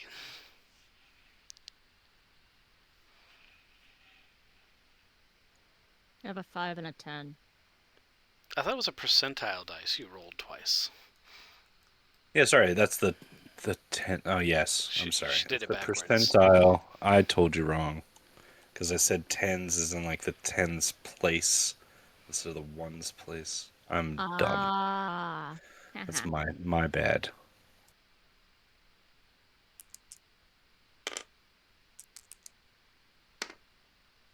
Ooh, an 80 and then a 70. It's just not going to work for me. That's yeah, it's not gonna go well. Okay. He feels you running your hand into his pocket, and uh, your hand actually is on the keys when he puts his arm down, like elbow down, to pin your arm into his pocket, and he turns around and looks at you, and he says, "Miss Liana, that's bold. Your hand is in my pocket."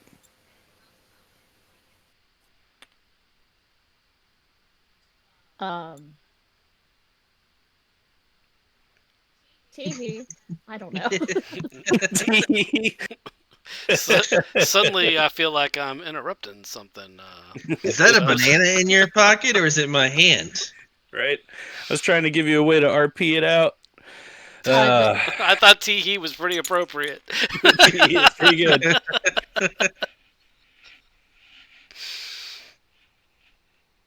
I am charming, so. Hey, give me a charm roll. Let's try to do that.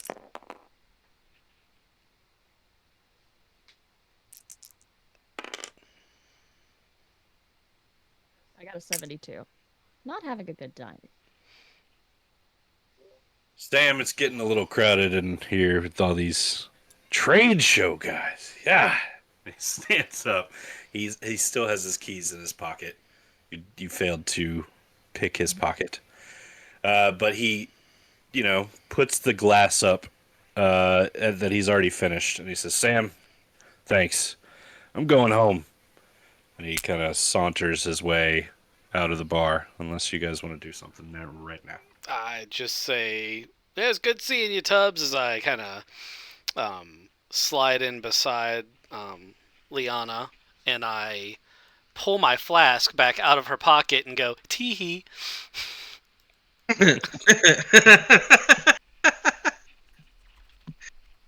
I'm just gonna shrug. Oh well. That could have gone worse. Yeah. This mook, he's left this situation, but the man in the sunglasses, he starts chuckling alone by himself. He says, "That was almost pretty good. He almost did not see. It's too bad that he did, though. It would have been quite funny later on when he realizes he doesn't have his keyring anymore." Oh, to see the Huh. look on that tubby man's face. And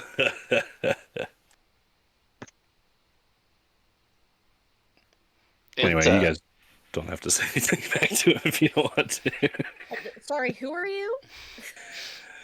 Oh, it is nice to meet you. I am Mr. Kapak. Mr. Pahuak Kapak. yes, what are you drinking? This is a pisco sour. Yeah, next round's on us. Thank you very much. He gives off like a Zorro vibes. I don't know if I'm doing this properly, but like he's No, I was thinking Mexican mobster / vampire. well, Zorro. Okay, yeah, that's That's totally not that's not Zorro at all. right now, Ghost, your childhood and my childhood, very different. Oh Very. yeah, okay. What Zorro were you watching? It might have been a little bit of Tim Burton's Batman thrown in there too. I mean, He's Hannibal Lecter He's was Still not a mobster. An interview with Antonio Banderas, and he's like, "Oh, yes, that's Zorro." that's it. Yes, it's an interview You've with Antonio. you've confused Antonio Banderas from Desperado with Zorro, also Antonio Banderas, but not the same Okay, character. he's giving off Antonio Banderas vibes. He is handsome Peruvian. How about that? We'll just leave it at that. Fabulous. it worked. is For, it, fabulous. it worked for one of us. Okay, so anyway, he seems to be just kind of like teasing at you guys. It doesn't mean any harm. But yeah, you can ask him whatever you want. He's, We'll have some general conversation. I think we should all have a drink and regroup after that not quite successful attempt. Um, so, Mr. Capac, what do you do for a living? I own mines actually in Peru. Oh, so you're not here for the trade show, I am. Yes, I am very much here for the trade show. really? What's a mine owner have to do with graveyard products? All mine Well, graveyards eventually. I'm actually an immortal Incan sorcerer born in, the 1300s. Sorry, I should have said that in the Antonio Banderas accent. But that's what he says. He says, well, I'm actually an immortal Incan sorcerer born in, 1310. I've lived through the depredations of Pizarro and other Spanish explorers. Okay. That still doesn't explain why you'd be here. I was thinking that. I was also thinking I wasn't expecting that particular statement. So, yeah. Let's, Continue. yeah, let's hear more about that. I am here for the bidding. If you don't know, there is going to be an auction during the trade show. Oh, I was unaware. It is a silent auction on the remains. Go Um, on. The Are you remains. here for? These are the strange urns I've heard of. Yes, yes, the urns. There is, I think 12 this year. The most prevalent, the one that I want the most, is of course. Hold on, I gotta get the name right. It's the French serial killer and reputed 15th century warlock, Guy de Rye. I'm saying that wrong. It's French. Guy de Rye, maybe? Gillesderais.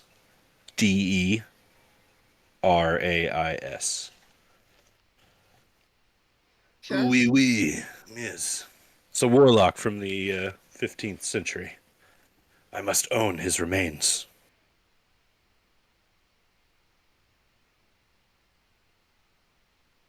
Why? They are essential salts used in sorcery. Can I, so if you knew what this urn looked like, could you, is it visually distinctive from the rest? How do you know who's in it? There's usually a label or some sort of sticker. Ah. Can I ask you a question since you are obviously someone who's familiar with many ancient different items? If there were individuals coming here with some very important book that was possibly associated with these urns, would you know what that was? He kind of eyes you a little bit. Are you with the trade show? No.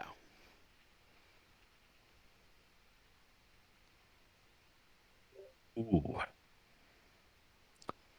I may have said too much. You may have, but you've already said it. Have another round on us. Don't clam up on us now. Another pisco sour, Sam. Thank you. Walk. I don't remember your name. Capac. Capac, sir. Senor. I if I had such a book that was a magic tome, I would either keep it on myself or store it in the safe in my room. This trade show isn't what it seems to be. In the front, public facing, there are a lot of customer based, like casket makers. But in the back, the silent auction will go on. And the people there bidding on these urns are very well connected and powerful individuals. If you seek a book from one of them, I'd be on my toes. All right, two follow-up questions. Do you know the remain who the other remains are? I did get a list. Everyone that was invited got a list. I can get it for you. Great. And secondly, maybe we should show him those photographs. I was gonna get to that in just a second. I was wondering if Well, I got wit first. you did get there first. I was thinking that perhaps we could be mutually beneficial to each other. Um, Perhaps you are familiar with a couple of individuals that we're looking for and could help shed some light or even assist us in getting something we want. And maybe if you were to help us, we might have the opportunity to help you get something you want. What do you have in mind? Well, first, can you tell us if you are familiar with these individuals in these photographs? And we'll show him discreetly, because we are in a bar, these photographs. So yeah, we pull these photos out, and That was fun and not reindeer. you want to pull the reindeer one out? I Let's mean, go I to- think it's more dynamic. Yeah, that's true. Can everybody give me a spot hidden roll on these pictures? Like you really looking at him, give me some spot hiddens. He's in this picture somewhere. Well, that is one of my enhanced skills. Let me get on here. Spot hidden. Yep. Okay. You got a hard or better. Okay. Oh, I didn't. Well, Over here. That's what I need. I just got a little over 50%. So you got a regular success. Yeah. Yeah, I'm just a little over. I'm a little on the regular success side too. I'm like 2 points over. I rolled Anybody a else? 68. So close. Bummer. Hey, That's doctor. a regular success. I have a really good stat point for it, and I just rolled like shit. So no, didn't Damn. see anything. That's, Yeah, we all just did the same thing. yeah. Okay. Love this. Love this game. Everyone, Hey, look. everyone knows that spot hidden's important. We all put skills in it. It's Yep. okay. We will fail forward. It's fine. You will Well- see. You will have an opportunity to see it again. All right. So the Mr. Kahak, right? Kahak. He looks at these photos and he says, I have seen this woman before. I do not know her name, but she came last year. She does business on the side here. I've never seen her actually bid on an urn. This man is new to me. I do not know him in either of these capacities, clothed or horned. It is interesting to me, the horns and the ivy. Yeah, Sorry, mistletoe. Yeah, horns and mistletoe. It's Nordic, I think. Horns. It does seem Aryan in a way, which is not to say it's unfortunately big in the occult world right now. Yeah, mistletoe is what would have eventually ushered in Ragnarok. Uh, sure.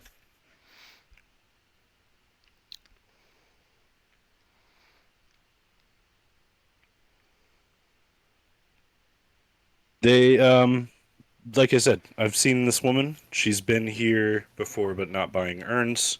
Does business on the side. I do not know this man. Kind of business. Um, like I said, the people here that come to the trade show every year, that go to the back for the auction, some of them are extremely dangerous, and she might be one of them. I've met a vampire here before. And he kind of like giggles a little bit and then shudders. She might be here this year too. Be careful. Well, it's good that we've made a wonderful friend in you, sir. Yes. Well, like I said, am an ancient and powerful sorcerer. Do you guys want to give me like a sense motive on this guy? That would be a psychology roll. Yeah, I think Saul can do it. Yay, Psychoanalysis. Can definitely fail this one. I have psychology and psychoanalysis too, so if you Holy shit, I did it. 68 out of Yay! 75. If you got a 69, you yeah. would have critical. It's all right. I'm happy to pass it. This guy is he totally believes his shit. So like in the psychoanalysis world, this man is clearly insane and believes his own delusions. He's fascinating. He is, yeah. He You know, could I already probably got write that a part. book. You could write a book on this guy. That's it. Based on what I read about my character, I've been to the Dreamlands, so I'm not sure how much of what he's saying isn't true. Yeah, these guys are soul brothers. Like they. I mean, I fully believe his shit. I forgot that Soul had been to the Dreamlands. Yeah, I'm With pretty your sure. with your successful psychoanalysis, you're also going to pick up that this man has also been like mythos touched. he may not be so old of a sorcerer that like an immortal sorcerer or whatever, but like he is on the level of like there is a reason he is special and here. He might be lying to you about his age, but there's like he probably wasn't lying about owning gold mines in the Andes. There's enough there that is truthful. He's wearing a very, very expensive suit. That cane is super expensive. You probably noticed that it's a sword cane. You guys are close enough that that's just a gimme at this point. He's got a fucking super expensive. Did they make Rolexes back then? He's got a massive fucking diamond watch. Dude's pressed.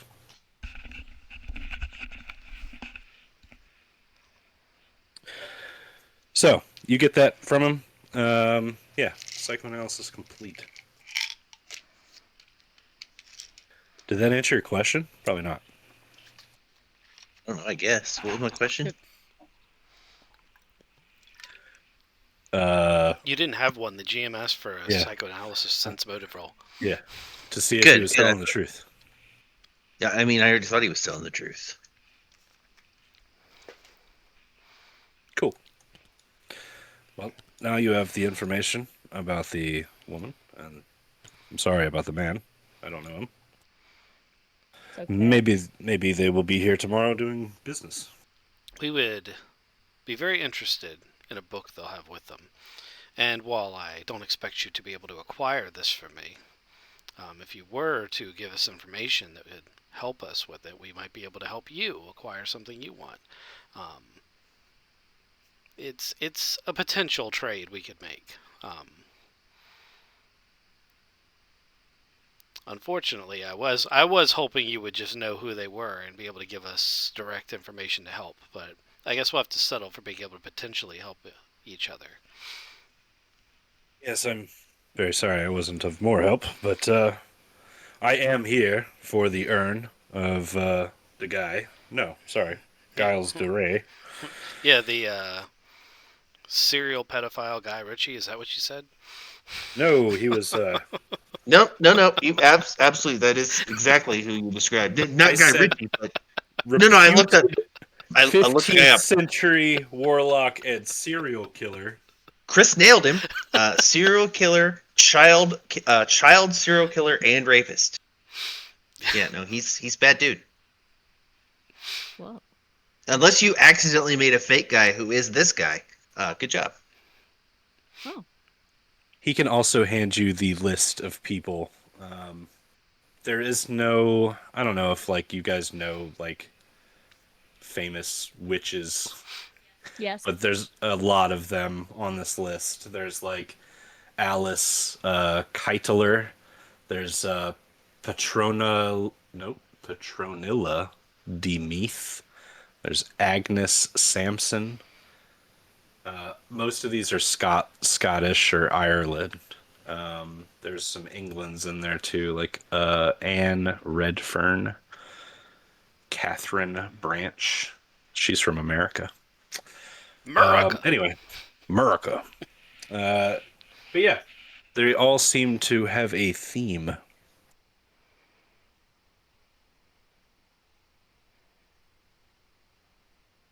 Cool.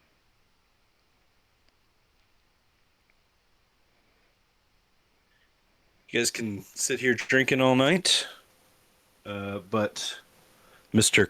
Capac is going to excuse himself. Do we know what his room number is? We're gonna have to be able to get in contact with him later. I am in room 420. Nice. That means the GM didn't have a room number for him. But he's cool. I didn't know there were 4 floors on this place. There's like 4 different banks of rooms. All right, guys, let's get good and lubricated and steal an urn. Wait, you want to do this drunk? You want to do it Yes. sober? I've never been breaking and entering. No, I don't. Good idea. You guys are gonna get nice and lubricated. Yes. Why That's a not? plan. This is the best way. It's a bold strategy, Captain. Let's see if it pans out for him. Hey, look, see, it gives us an alibi. We get all. We didn't mean to break in this door. Where's the bathroom? Oh, Everyone who's we thought we were picking the lock on the bathroom. Yes. And you said locksmithing wasn't going to be important. Nobody said that. Matt, Yes. okay, so you guys, do you guys want to just wait until the bar closes down around 1:30, and then head out and do the thing? Is that the Yeah. plan? Yeah, Okay. I think that's a great plan. And Give for the me for the record, con I checks. don't know that this is actually going to help us, but I feel like stealing this urn, just so we're all clear of what my intentions are metagame. I feel like we should go in here, steal this urn this guy wants, knock on his door in the middle of the night, and hand him the urn, and then go to our rooms. Yeah. No, I like this guy. Oh, I okay. want to talk to him more. He's fascinating. He's either yes, he's either fundamentally psychotic and doesn't understand how the world is, or he's telling the truth. Or And yes. magic is real. I could interview. This is the kind of guy that you could make papers on. I like him. But are we just doing this because we like him, or like, what are we going to get something in return? Well, there's a couple of things that we might get in return. First off, he might be able to help us, but even if he can't, when this urn shows up missing, the staff are going to go batshit, right? Like, they're going to start, and then this guy has this urn, which of course creates a problem for him because he really wants it, but now he knows he's not supposed to have it. And while all of this do is happening, I'm hoping that we'll find our targets, the book, and then get it and sneak away in the chaos. Yeah, what we could also do is, if these urns are filled with specific remains of, say, certain powerful individuals that they believe have some importance, we should just mix them all up. Like a psychopath with Skittles and M&Ms. I approve. Yes. Yes. Mingled remains?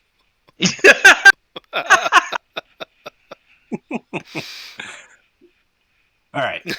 Somehow Craven puts them back in the right order. Right. Okay. So 1:30, bar closes down. Oh, sorry. Give me Constitution checks. Whoever's drinking heavily. What checks? Constitution. It is a stat up on your Shouldn't This one? characteristics. shouldn't most of us get a bonus to this roll because we're got a tolerance? Yeah, I'm European. We don't even have good water. Just roll it. All right. Hard success. I missed it by 2. Oh, you got a success as well. All right, just role play that out. I'm not going to make you guys take any negatives to it. Whoever's drunk is drunk, though. I think we already know what Vanguard's character is going to be doing. This little bit of this goes here, a little bit of this goes here, maybe a little pinch here, bam, over here. Giggling maniacally. He is evil sorcerers. Ha ha ha! You'll never know. And change the labels around too. Stop peeing in the ashes. Oh, I'm definitely doing that. Also, you're not going to tell him to stop. Come on. All right, so we make our way back. I've already reconned where we need to go. So what's the activity look like coming up? I'm assuming it's pretty dead this hour. It is pretty dead this hour. I need a luck roll, though. Whoever has the lowest luck at the moment. But you see, this. I don't like it when you do that. It makes the luck stat irrelevant. It makes it really shitty. Yeah, you guys are probably going to fail this luck roll. Because like you should just. I wonder who has the lowest luck. All right, who has the highest luck? Because it's Pulp God Cthulhu, damn it. which should go the Who other is way. gonna? Oh, look, it's me. I have the lowest luck. No, who has the highest luck? I changed it. Let's make it highest. I've got an 80. That sounds pretty 80 high. is the highest. Higher, 2 people have 80. higher than me. All right, both of you with an 80 roll. 61 out of 80. That's a pass. Shh, quiet down. We're sneaking around here. So the door to the manager's office is closed, locked, but there's no one around. As the four of you Scooby-Doo gang your way through the hallways of the Tampa Bay Hotel late at night, trying to stay stealthy, but are drunk.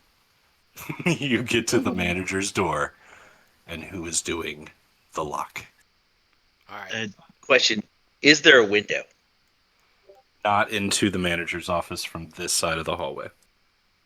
There's probably one outside. Yeah. What floor are we on?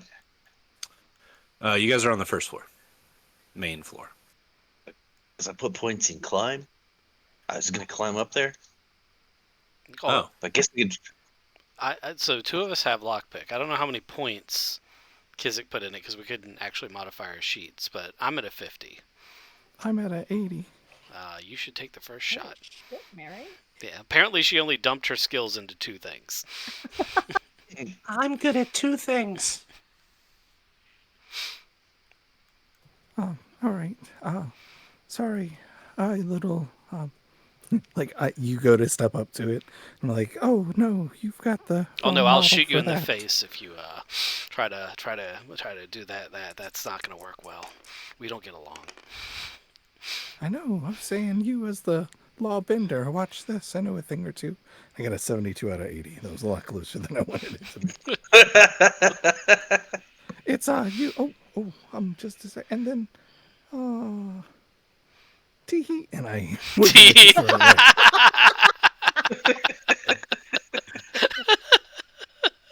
Snap, click. You push the door handle down, and the door soundlessly swings in. And the lights are off inside the manager's office. You see from the illumination of the hallway various, like, there's accoutrements of the manager's office, right? Like his desk, and there's some bookshelves of books and stuff like that, trophies and things like that, golfing trophy. But there's also, kind of just in the middle of the room, next to all these chairs, are these pedestals that are about 3.5 feet tall, and then on top of them are urns that would hold a human body. They're ceramic. They are themselves 16 to 18 inches. Some of them are various styles. You see shapes of like an alligator or an urn Ooh. shaped urn. There's Oh. also Wrong yeah, character. An urn-shaped urn. there's an urn shaped urn. One of them would be like casket shaped. There are a couple of them that are urns with pentagrams on them. A casket-shaped urn? Yeah, a casket shaped urn. You know, like Are there- Indecisive. I was about to say, what do you think they're burying the lead? Like, All right. Couple questions before we turn the lights on. Are the blinds drawn on the window? oh, sorry, yes. The blinds are drawn. Yes, and there's curtains, like heavy, heavy curtains. This is the manager's office, so it's done real nice. There's like real thick wood paneling. The floor is fucking carpeted, really like thick carpet. It's nice in here. Right. Let's usher everybody in and close the door behind us. Okay, everybody gets in. You close the door. You relock it. Yeah, we don't want somebody coming in here. Okay, you get in. You relock it.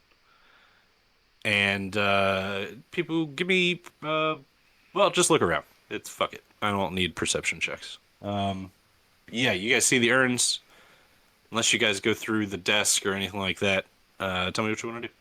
Are they labeled? I want to, I want to go Right find the now. label of the exact urn we want for this guy before Vanguard starts doing the things he's gonna do. Right. I'm on point. Don't worry. They are labeled. The first one you walk up to is Dr. John Fian.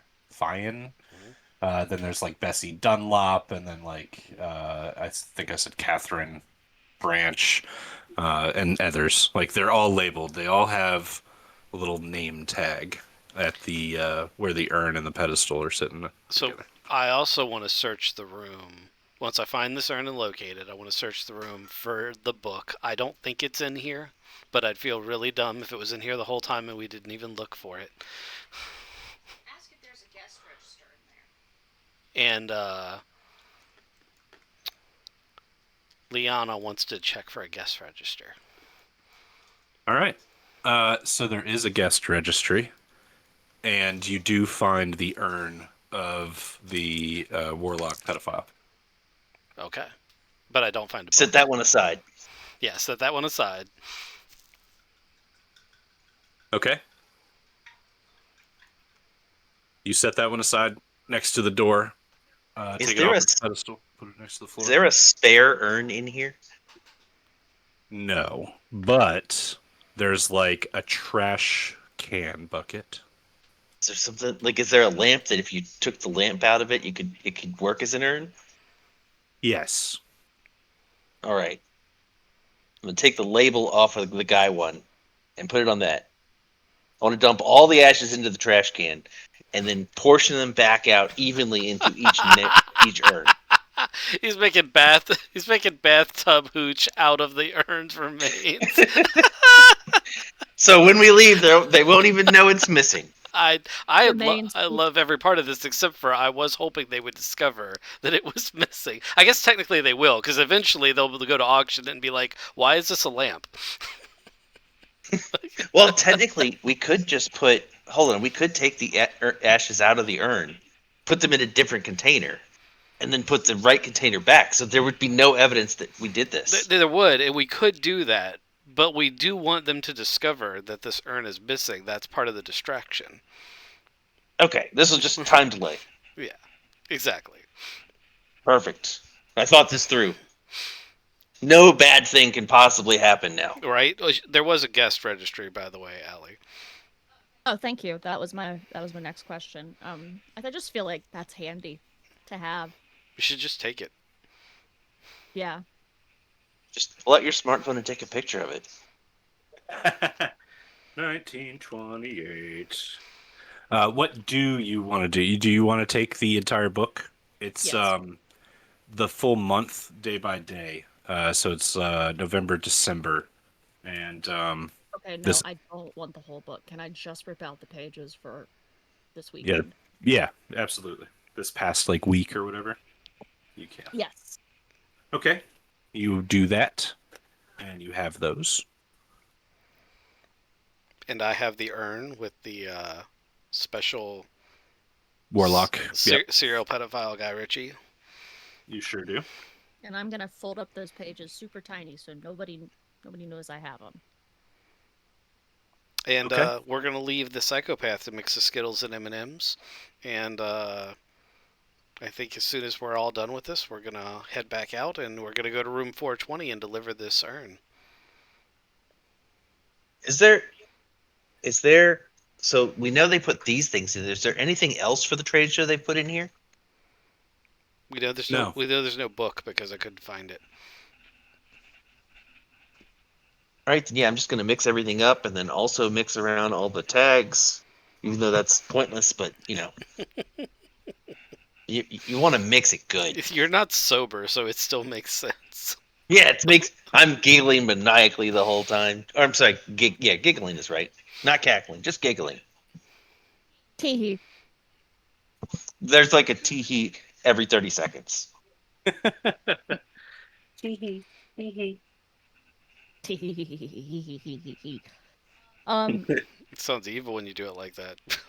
Well, what he's doing is evil. Sorry, I think I missed a crucial part of this plan. Did we keep the French guy's ashes separate for our friend? Yes, I grabbed Yes. those first, and then we let Okay. Vanguard go to town. And I'd like to point out it's evil that we're doing to probably evil people. Therefore, Guilt-free. it's good. It's not evil. Double Because negative. historically, Double negatives. these are the remains of people who are accused of witchcraft. Do you think they're evil? The pedophile part. It's the Yeah, we- but, yes, like, yeah. but that we part, didn't and mix then- his up. Yeah, but they're all the same. It's all the same. I recognize some of these names. Do I need to lie, or can that be true? You're talking about the witches?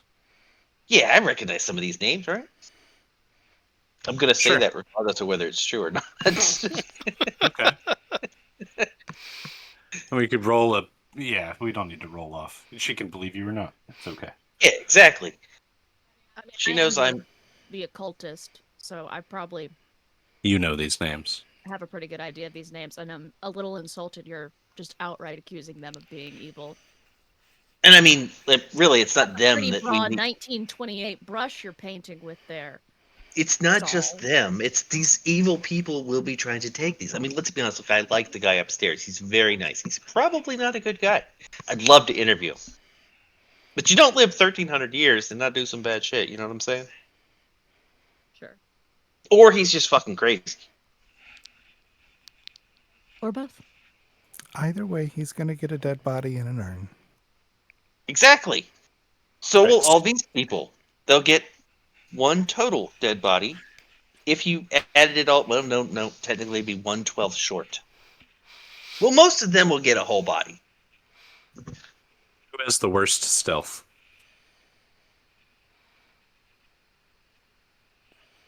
Sorry, this is Pulp Cthulhu. Who has the best stealth? You That'd could be- just do average rolls. Like you have Probably everybody me. roll. Yeah. Oh no, I have a 50. You have a 30. I have an 80. How do you Roll have it, how do you Mary. have so many 80s? I had 65s and I added 15s to them. Yeah, that's it. That's math, man. Whoa. I don't have a good. single 65 by default. Damn, Eddie. Damn.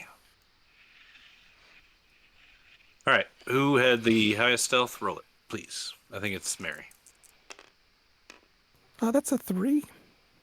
Holy shit. You guys are the knight as you Scooby-Doo gang your way back to room 420.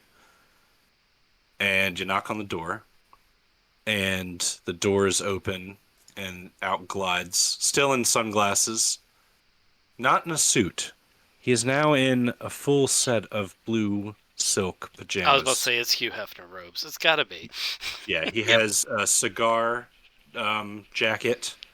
You know, he's smoking jacket, and he's got a pipe.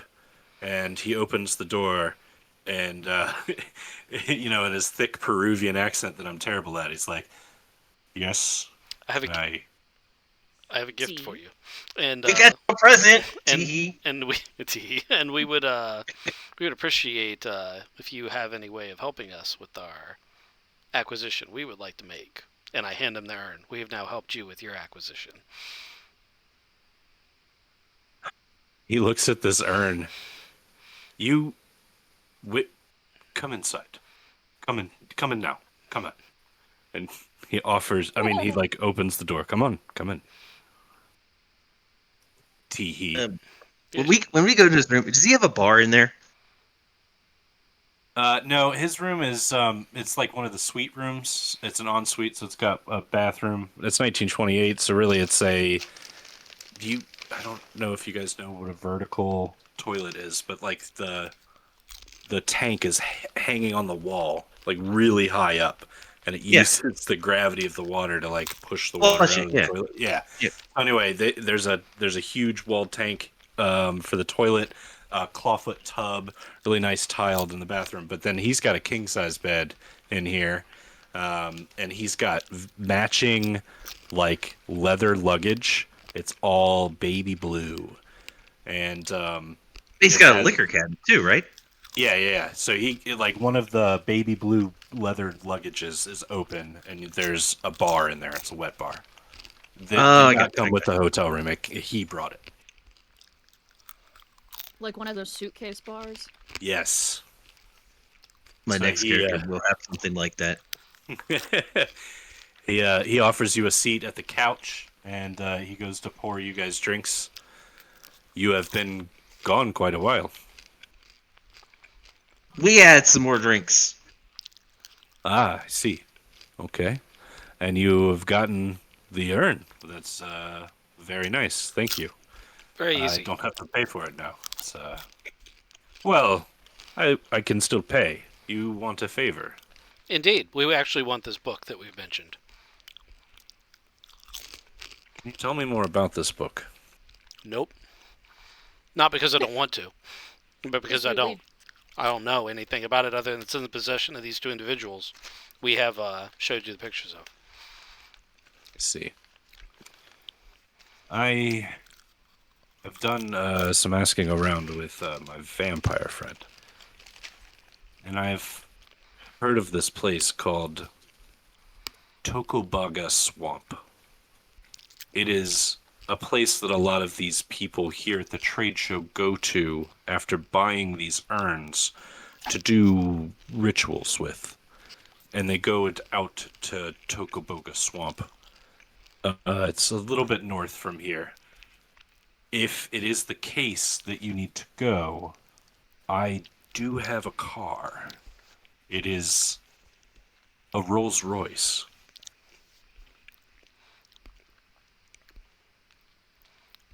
Well, that certainly could be beneficial to us. Yeah, we could probably use that. I mean, not me, but somebody could. I would gladly give it to you in exchange for this urn. I really appreciate your assistance. Yeah, that seems like a fair trade. Although I would still ask that if you happen to come across any individuals that we've mentioned, or information, or anything else that could help, um, obviously that is our end goal. But you've been very helpful so far, and we've been glad to help you. It was actually quite a bit of fun. I've been here for a couple years. I mean, like, I've been to the trade show multiple times. I know some of the regulars by name. If I had a list of everyone's name, maybe the guest registry for the hotel, I could maybe narrow it down for you if they've signed in. You know, I know this person is not them, right? But these two names I don't recognize. You get what I'm saying? I think So we are picking up what you are putting down. if you could somehow Just get, just you waiting know, for the teehee. By the way, I've wandered over to his bar. excellent. They are real crystal, like glasses and bottles, decanters and shit that he has filled with unknown clear and brown liquors. Obviously, I'm going to go for a brown one. You pick up I would. a I bottle will of say, brown. do you mind as I pick up a bottle of brown? No, be my guest, Mikasa Thank Sukosa. you, thank you. Uh, you pick up that bottle of brown. It's a crystal vial. Underneath it is a bottle of red wine that is dusty. It looks like it's 200 years old.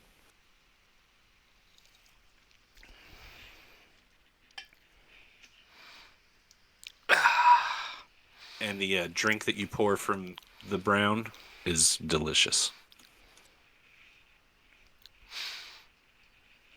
While Allie produces said registry? Question mark. Yeah.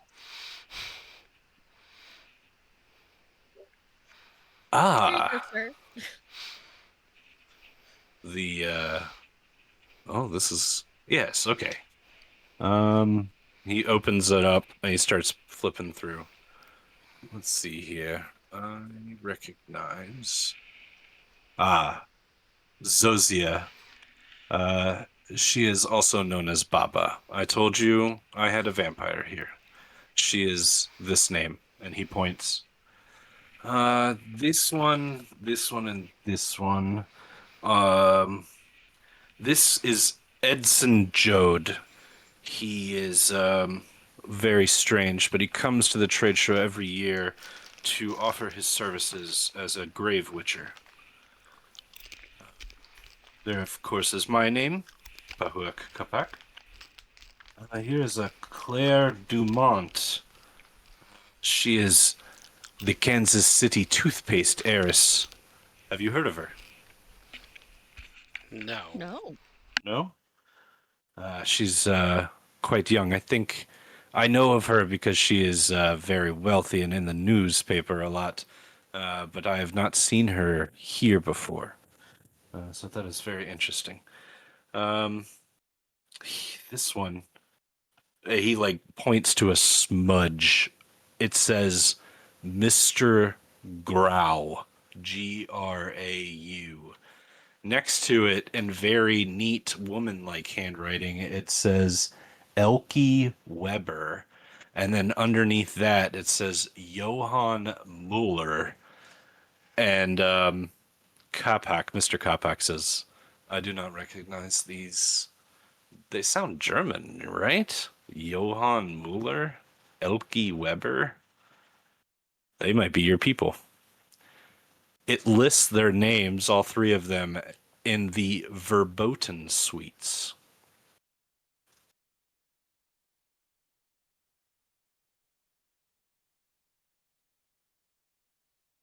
All right, we have a lead.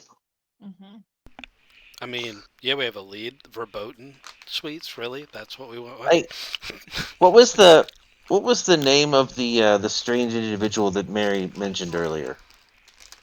It was Edson Jode. Do you know that man? He said he was a grave witcher. Yes, a grave witcher. They look for buried bodies, unmarked graves, usually with a dowsing rod. He is very good. I have no need for his services, but he does decent work, I've been told. And the lady staying on the floor with me is the toothpaste woman. I'm sorry, what did she look like? Great question. Thank you for asking. Yeah, there she is. She's got dark hair, dark eyes, and she was wearing a black pearl necklace. Ah, no, that is Baba, my friend, the woman of the night. Ah, And by that, she means vampire. cool.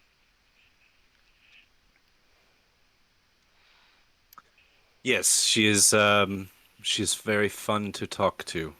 She doesn't come here to eat. She comes to order a casket for her brother, actually. She's a very sweet woman.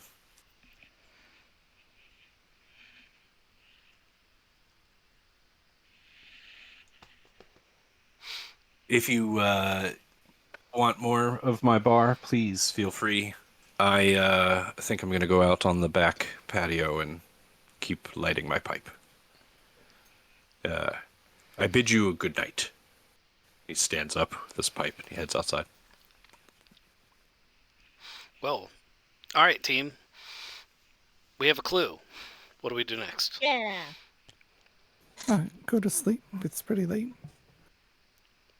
You think falling asleep in this place with these people here after what we've done is a good idea? Are we just gonna break into the verboten suites? Well, you said it. I didn't. That's probably where the ladies left her thing.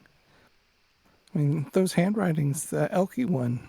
I mean, that's, I don't know. Does that say suite 2, maybe? Yeah, it's like 1, 2, and 3.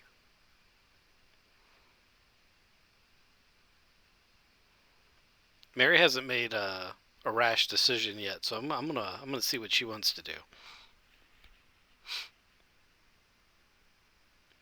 Just 2:30 in the morning. Go open up a lady's room. See if we can steal the book while she's sleeping.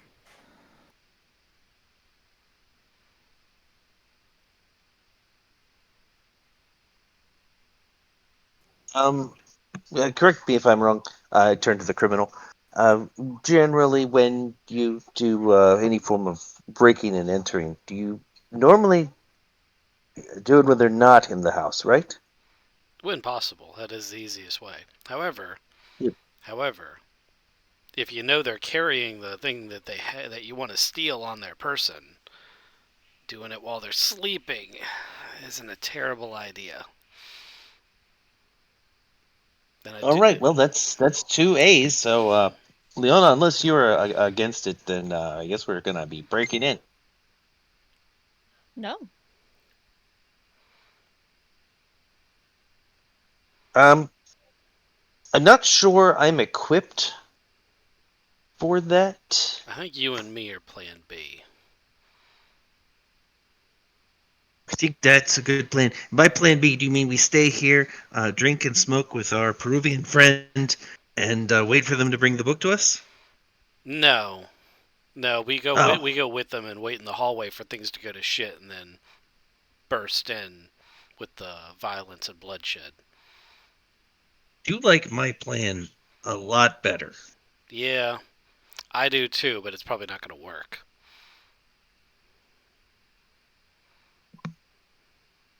Oh, all right then. I'm sorry, there's one more name. Fergus Milner would be on this list. And when Capex says his name, he laughs. And he's like, he is a wannabe sorcerer from Boston. I forgot. Usually he is here. He's a nobody. But I forgot about that name. I was trying to give you all the names. All right, Mary, you're better at sneaking and breaking in, so let's do it. Okay, follow me then. We gotta look at the map to find where the Verboten suites are. So, because of the declining business of the Tampa Bay Hotel, sections of the hotel have been kind of closed. Um, there's a suite over here that it has a do not disturb sign like hanging from all the doorknobs all the way down the hall. And the doors to the suites that were listed in the um, guest log, they are like right up ahead. They're all in a line, like one, two, three. And I'm gonna delete a little bit of a spoiler here on the lady's name, but one would be her suite. You could probably hear her snoring from outside when you're in the hallway with your ear pressed up against the door. Two is the Mr. Growl, which you haven't met yet. And then Uwe Coke is number three. So you'd hear some snoring, like a man snoring from three, a woman snoring from one, and then nothing from two. No noise at all.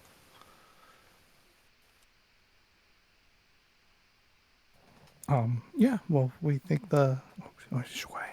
We think the lady's in the first suite, so let's. I'm gonna kneel down at the door and What is your plan if she awakes while you are searching her room? quiet. And you're very big and muscular. You know what? That doesn't explain your plan at all. Um, We'll Then we say knock her out. housekeeping.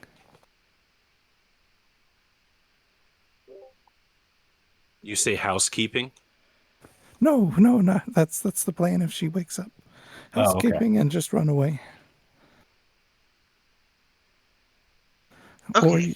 you can say housekeeping and then hold a pillow over her face. Oh, that's Mary. You were a cop. That's We were told not to whack them. Remember? I wanted to do that up front. I was just going to whack them and take the book, and we were told by the agent guy not to do that. Okay, just can we unconscious her, make her sleep longer? Yeah. How about you just not get caught? Won't get caught. Got it. and we're sure it's in her room. No, not at all. That Also, you'll notice that I'm standing out here in the hallway with you. Yeah. Yeah. she's the one that has the book. It's 36 inches long. That's a big book. ask you guys as a group to make a decision as to what time it is in the early morning. Well, we met that. Well, we went to go. So you said they closed at like 1:30 at the bar. We Yeah. went and stole a thing. Let's say that took an hour. So that makes it 2:30, and then we talked to the guys. So that makes it 3:30. So that's rough estimate, unless anyone disagrees. 3:30. If it is 3:30, then you do not hear snoring from the ladies' room.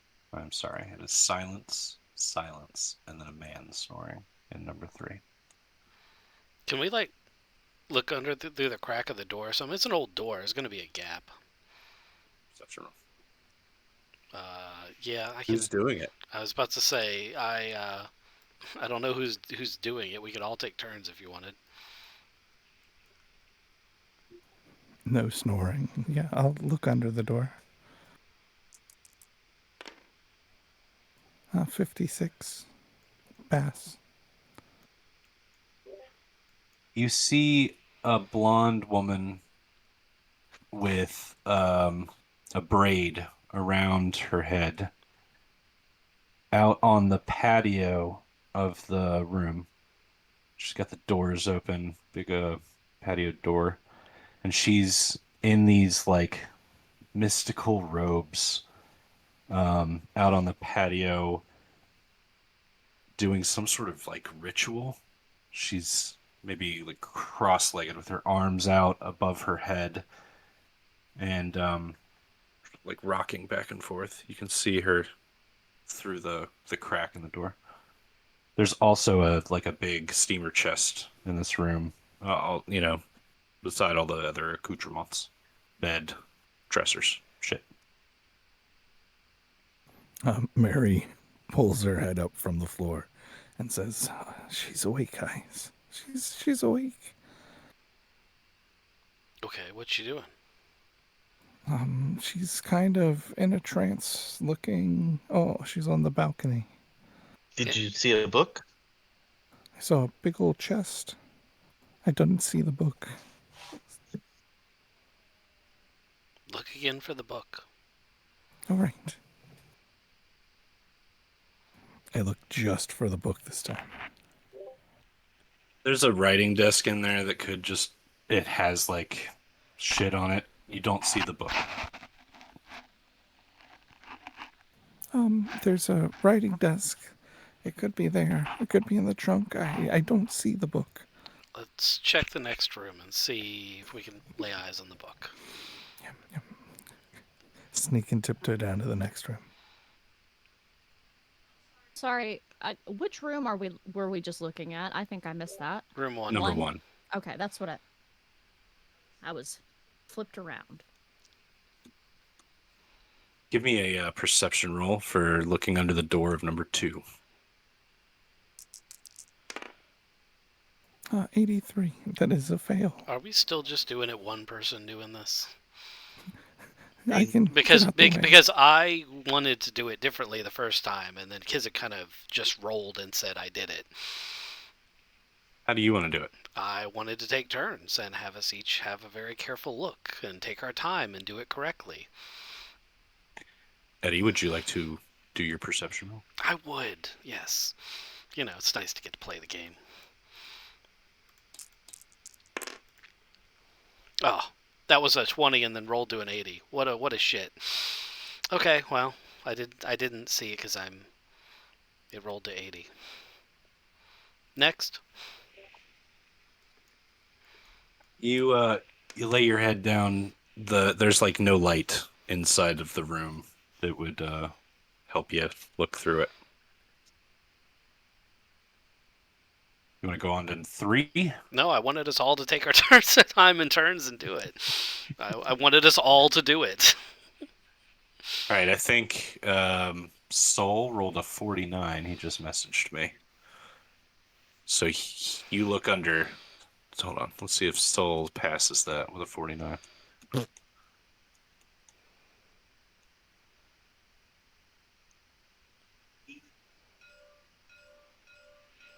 Oh, it's over here.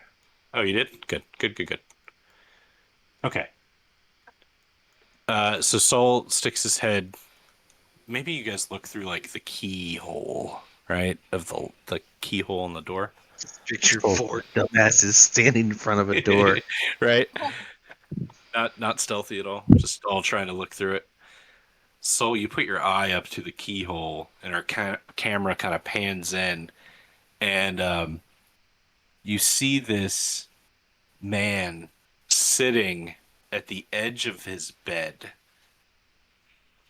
I say it's a man, but goddamn, this dude is huge, absolutely massive guy, and he weighs so much that the bed is actually just on one leg, the one he's sitting near.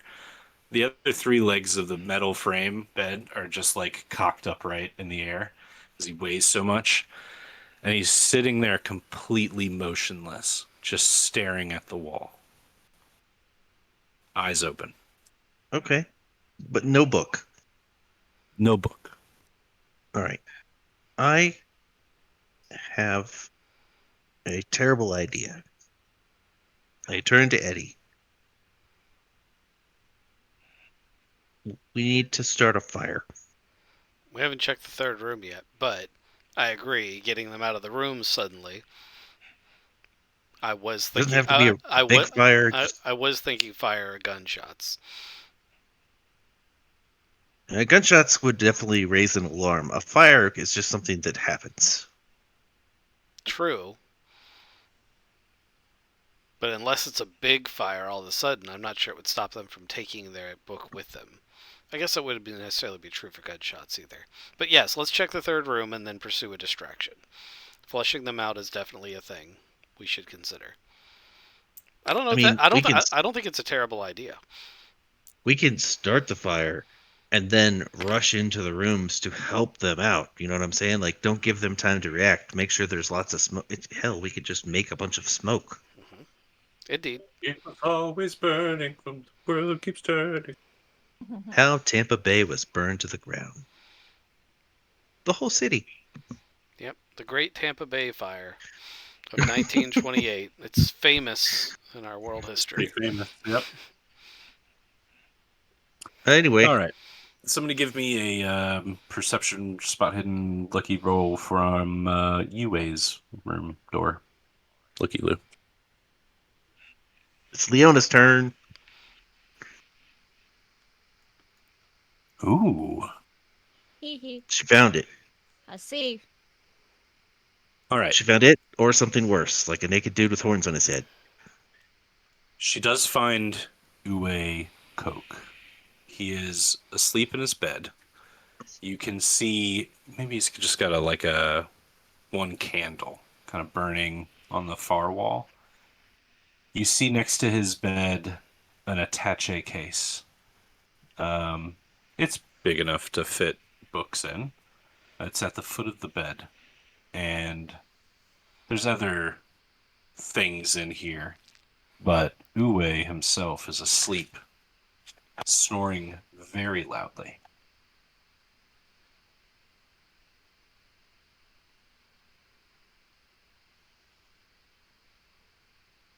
Okay, friends. Okay. You found it? Might have found it. Still say the fire's the better choice, but Well, it may still be an option. What do we want to do? We want to try to sneak in there? He's snoring. fire. We got one for fire. Mary, how do you feel about your chances of sneaking? I'm pretty comfortable.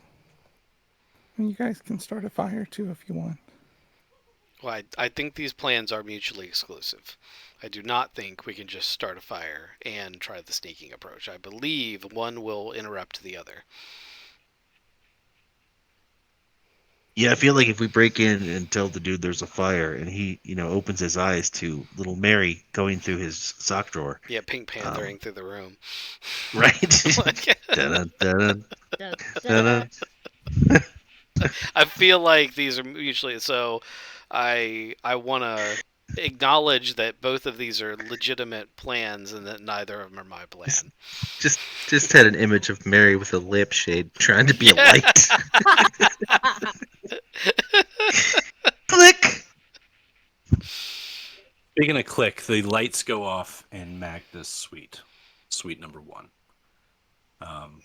The lights go off, and then you hear the creaking of bed springs.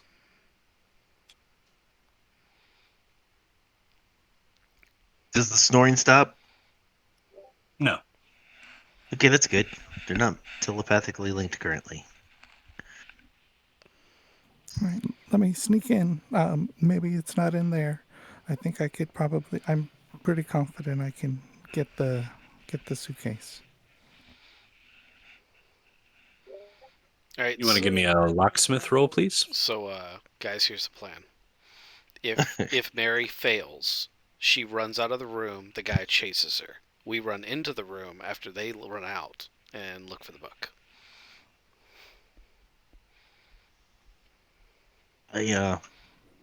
Okay. I'm just gonna go to the bathroom real quick.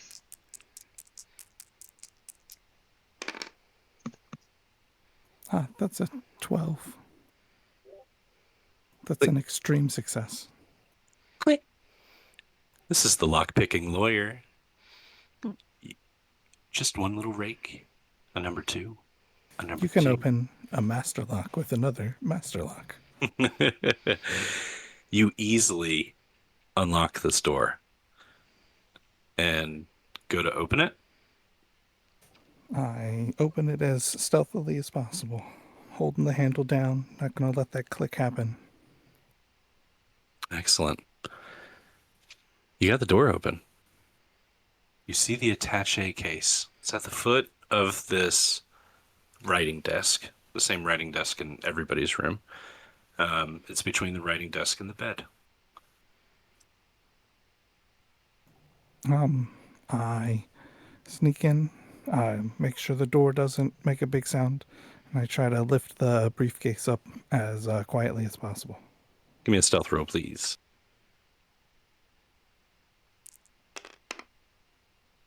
49 out of 80 is just a regular success.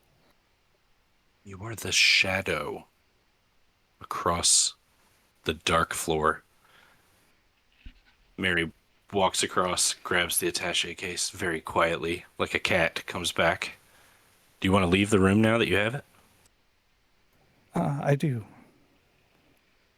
Okay. You're back out in the hallway with the attaché case. I quietly close the door. I put the briefcase down, and then I click both sides and see what's inside. So there's a flimsy lock. So I click both sides and realize there's a lock. Let's do this somewhere not in the hallway. Yeah, everybody else is now coming. Like I assume everybody had left because I was going to be the distraction when I came back out. I I couldn't peeked my head open out it. of the bathroom. I'm just watching. Everything's good? Do you want me to light this yet, or? I join him in the bathroom with my briefcase. Let's have a look at what's in it. So what's going on in the bathroom? We're all just waiting. I have a trash can full of paper towels, or sorry, towels and toilet paper. And I'm ready to light it in case something goes wrong. Walks in with this black attaché case. Yeah, I had poked my head out of there to check on them. Right. So the 4 of you walk into the bathroom together. Close the door so that you're out of the hallway when you look at this thing. Like I said, it's got a flimsy lock on it, but it is locked. I'm gonna open this lock now. Go for it. All right. That's a 40 out of 80. That's a hard success. Oh, sweet. Okay, so you get it unlocked to the point where it doesn't even look like you did anything. Normally, people would smash these things open, and He didn't. So, inside there is a mass of papers, uh, including select excerpts from the Book of Dizan, which, let's see, Liana would know, is a work of Tibetan mysticism with dubious reputation. Most noteworthy in here, however, is a telegram and a typewritten letter. Holy crap! Both are in German, but who can speak German? Eddie can, I surprisingly. I can speak some German. I have Here 50%. Oh yeah, is, it's 20%, but he can do it. yeah, okay. No, I have 50%. Okay, well you can do it. Here's the I am first one. German. It is a telegram. Why don't you go ahead and give that a read out loud, please? Where is it? Sorry, it's next to the suites map.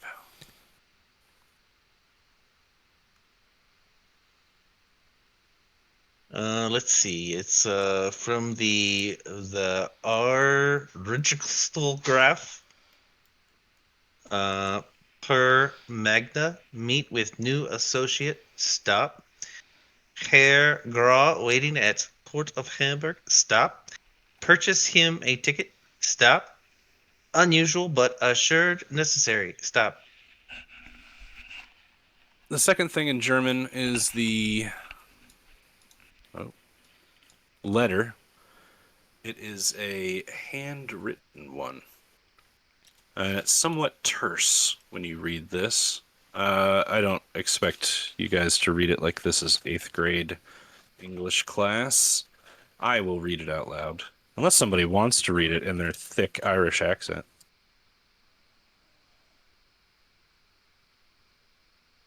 That's a no. Okay, cool. I can't read German. I'm sorry. You're translated. You forgot tee.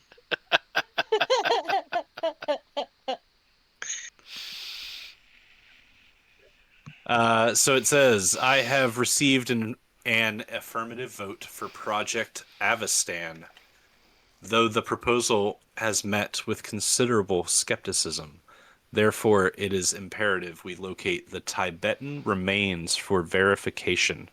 I have engaged several agents in this matter, who so far have identified one potential informant, a Chinese national living on the west coast of the United States. Though she is reclusive, I will send you the means of contacting her as soon as it becomes available.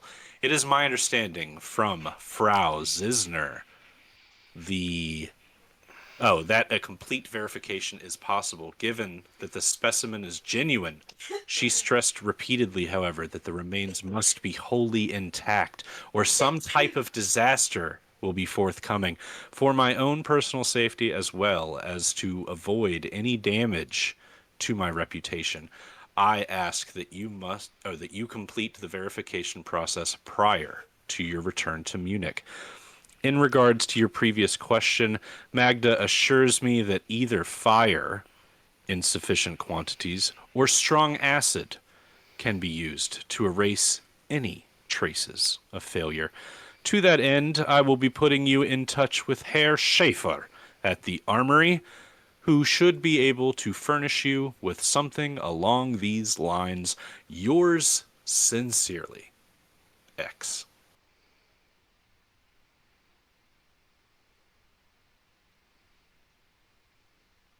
No book, though. No book. There, you're gonna have to go back in there. Well, you know what's really interesting is those remains. They are definitely not non-mingled. Hmm? They said, "Hey, bad things will happen if the remains are not wholly intact." We're pretty sure that if the remains they speak of are those urns, they are not wholly intact. I mean, they're intact, just spread out across multiple urns with other things. Yeah, we may have succeeded in a future endeavor already. Yeah, yeah. But yeah, also Mary, you got to put this back. Okay. And by we, I mean you. Yeah. Good job Uh, on failing, Mary. Okay. I Oh no, I won't have that. lock the book back up, or lock the briefcase back up. I don't know if I ever locked his door again, but I You, I think so. you did say that you did, but Oh, he locked it back? I thought he said. Oh, maybe he said he clicked the briefcase. yeah Yeah. tried to open the briefcase up. Yep, that was the click. Okay, never mind. So you're going to try to put it back. Can you give me another stealth roll, please? No whammies. 69! That's at 66. 66. Oh, less exciting. That was genuine joy, though. Did you hear Yeah. that? Like, Yeah. Yeah, That was like He- the first time he that was. ever Hold was up, hold up. told yes. I just want to point out that was two forms of genuine joy. The first was when Kizik said 69. The second was Matt was like, "No, it's a 66." it's still You it's just it's hear the it's joy. still a Still pretty critical good. it's still a critical success, isn't it? Because it's double. So no, That's Delta that's Green. Delta Green. That's Delta Green rules. Ah, if only we were playing Delta Green. It's okay. Still a Is it a regular pass? success. It Yes, is a pass. passed. Okay. Luckily, UA is a heavy, heavy sleeper. So you sneak back in. You put the attaché back right where you found it. And as you turn to leave, you see the open closet door. There is a German flamethrower. It is a Flerfwaffen or whatever the fuck they're called. Flammewaffen. It is a massive, like, silver backpack with hose and igniter on a large, like, yeah, it's a flamethrower, man. It's sitting in his closet.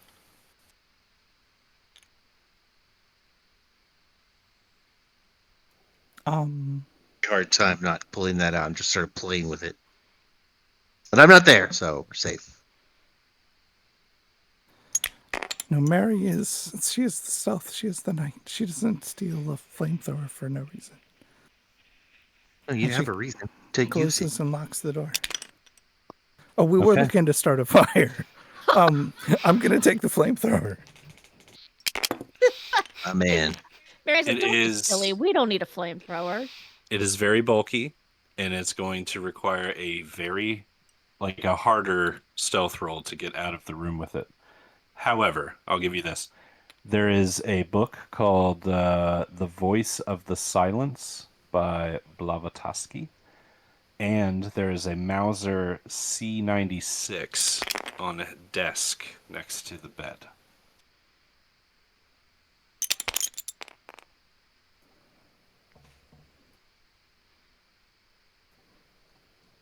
We needed a flamethrower to start a fire. No, that's just silly. I'm gonna take his gun instead. Mauser's a gun. Yes, it is. Yeah, a C96 Mauser is a gun you probably should have been familiar with from our Battlefield 1 playing days. We had those. Also, you can get one in Red Dead Redemption, but I don't think you played that one with us. So you take UA's gun, and then you are the knight and you leave the room. Yeah. Then I lock his door up this time. Excellent. All right. You want me back up? What's the next step of the plan? Did you find the book? The book wasn't in his room. There's another little book.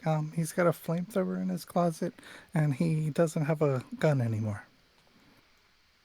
He's Yeah, got flamethrower? he's got a flamethrower. He probably doesn't need a gun, but also, no, down boy. Um, I think we should try to explore the woman's room now. Also, if he comes out of there with a flamethrower, everybody shoot for the tank and run like hell.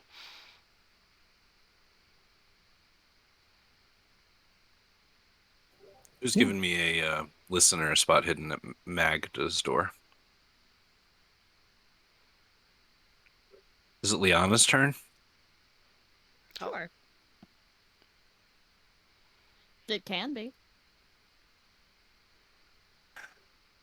How's your? Oh, there you go.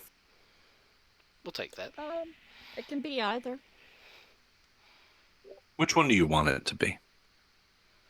Oh, let's do a spot hidden. Because then that's a critical success. You look through the keyhole of the door, and the woman is asleep in bed. You don't see her blonde hair, though. Oh, wait, yeah, you do. It's in the steamer trunk. The woman laying in bed doesn't have any hair. That's weird. Girl, She's same. asleep, though. She's snoring. Should have got the flamethrower.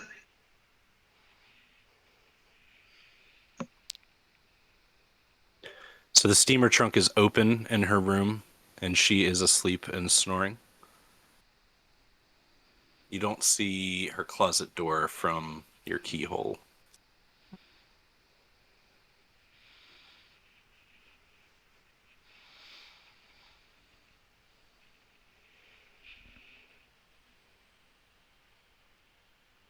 Um, a, something about hair.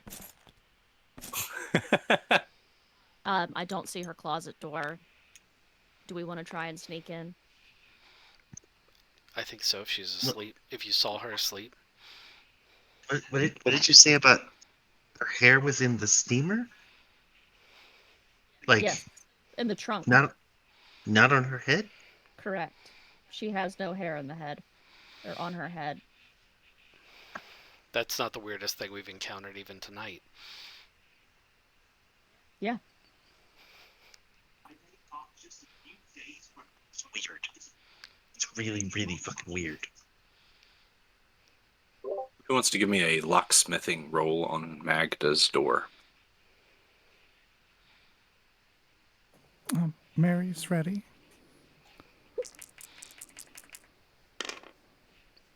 53 is a regular success. This is the lockpicking lawyer. You go in again, snick snick, get the door open,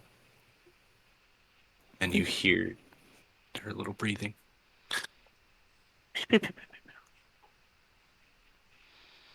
She's Daffy Duck snoring.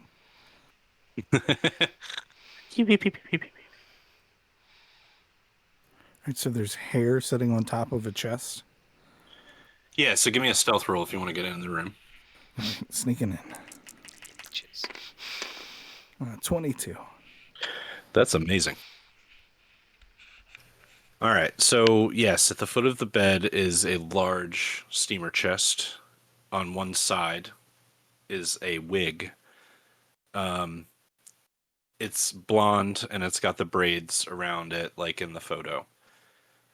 There's also a huge makeup kit with heavy costume makeup on it. It's the same kit that like an actress would have for an entire like season of a play, and this makeup kit looks like it's been heavily, heavily used. Also in the steamer trunk are some like magic paraphernalia. There are candles and like other like magic accoutrements. I love saying that word. So like a little like ritual knife, things like that. But you see her laying in bed with the blanket like up over her shoulder, and sure enough, she's like got very little hair. It's long and strainy and gray, and it's just poking up as she sleeps in this bed. You sneak up in here. Her closet door is closed, but you know from your time in your suite, that's where the safe is. Mm-hmm. There's nothing on the writing desk. Yeah, there's actually there's a ton of stuff. Give me a second. Let me pull my notes back. There's not a big 36-inch light leather book on it. No, there's no big book on the desk. I am trying to find what is actually on the desk because it's important. Holy shit, where's this page? It's another flamethrower. Oh, I'm getting there. Here it is. Okay. So it's a surprisingly extensive collection of blonde wigs. Sorry, I had that wrong. Um, the steamer trunk is loaded with magical paraphernalia, and spread out on the writing desk is a road map of Tampa Bay with the surrounding environs, with a half dozen remote locations near the city that have been circled with a pencil. One of them includes Tocobaga Swamp.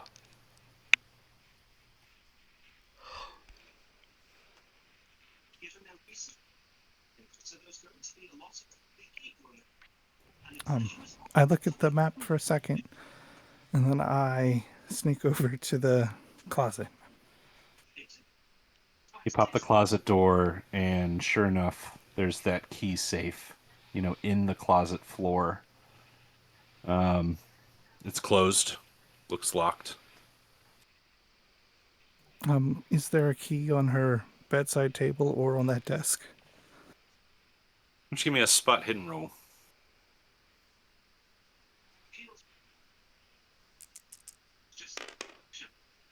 87. That is not a found. Yeah, you don't see it in the open.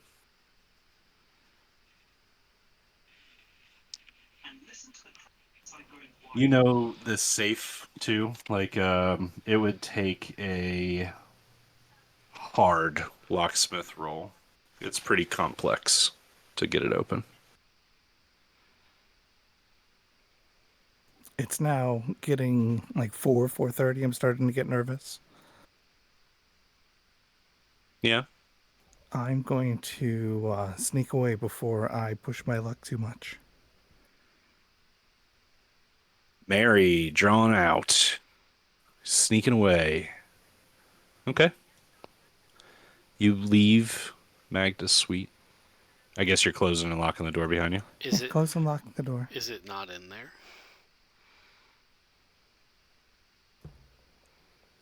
The safe is large enough for that book. I'll tell you that straight up. That book can fit in that safe. Or I'm playing fast and loose with the character. Or And what's your plan here? we gotta. I thought that I was being told that I needed more time to open the safe. No, you need to make a hard locksmith roll if you want to break open that safe. That's what I told you. Okay. Then I would like to try to make that hard locksmith roll. 10-4. Give me that locksmith roll. 74 does not do that. 74 ain't gonna do it. Do you want to push the roll? Yeah. You would be breaking the lock off in this attempt, no matter what, even if you pass. I still have to do it. So I've now, like, I have my thing inside it. I'm turning to put a lot of pressure on it. And I, like, think it should be going, but it's not. And I'm also trying to be quiet. And I know I've got one big attempt to just pull it, and I'm going to leave, like, lock picking stuff in there. The bolt is going to be either closed or broken. And I take my deep breath. And I go, shh, quiet, quiet, quiet. And I roll a fucking 1. Oh my god, dude, I'm over here. I just saw that roll. You fucking rolled a 1. That was a good time to roll that. Yeah, no kidding. Out of every roll that could have happened here, you pop this door open. With a 1, you probably even pop it so that it could be repaired. But you do it silently, which is the important part. Just enough to get this safe open. And inside is a very pale leather 36-inch book. It looks like it's made out of very supple half skin, maybe. Yeah, Um, we're not yeah, going to question that. yep. I want to have gloves on. I rolled a 1, so I've been doing this so stealthily because I've got a pair of gloves on. I don't want to actually touch this book. But I snatch it, I close it, I try to lock it back down as best as I can, and I try to sneak out now. I got the thing that I'm here for. My heart is racing. Okay. Can you give me one last stealth roll because I'm a bastard? Yeah, of course. Well, and Kizik invited it. Ah, that's a 98.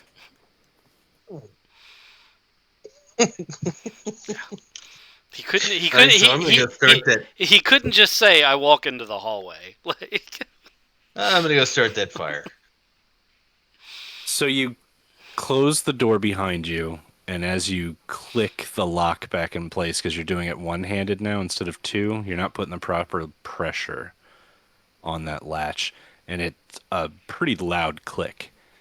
And you're almost positive that it was overheard, so you should probably get the fuck out of here.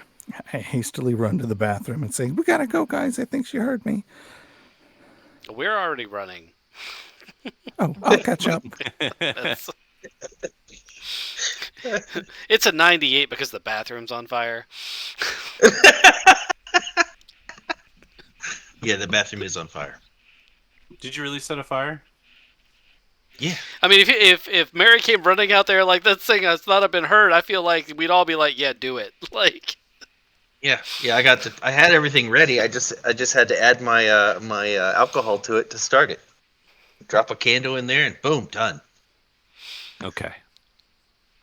now let's Scooby Doo the fuck out of here, We're getting in a Rolls Royce and driving away now. right? Yeah, you walk up to the key exchange valet guy. You're like, "I'd like my Rolls Royce Ghost, please," or whatever the fuck it is. It's like, "Oh yes, I will go fetch it." Okay, so I want to roll something to see how bad the fire gets. I believe it was called the Phantom, but I can't remember for exactly. Yeah, The one with the Phantom. one with the big engine and all the. Team, that's a good flares. fire. Yeah. Yeah. Okay, I rolled a 15, so you guys will leave. Are you You're just like straight up leaving the hotel. Yeah, You're getting that fire. we're straight up like. Actually, Eddie never made it to his room.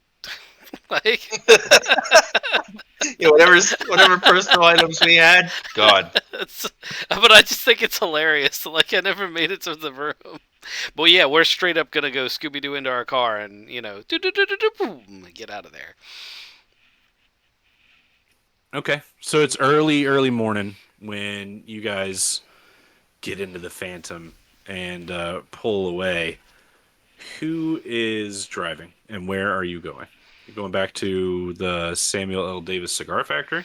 I mean, I acknowledge that you may have a better statistic for this, Kizik, but I think you used up all your luck. I think I should drive. Enjoy. I've got a weird book. I'm gonna roll like 100 now. That's a 20.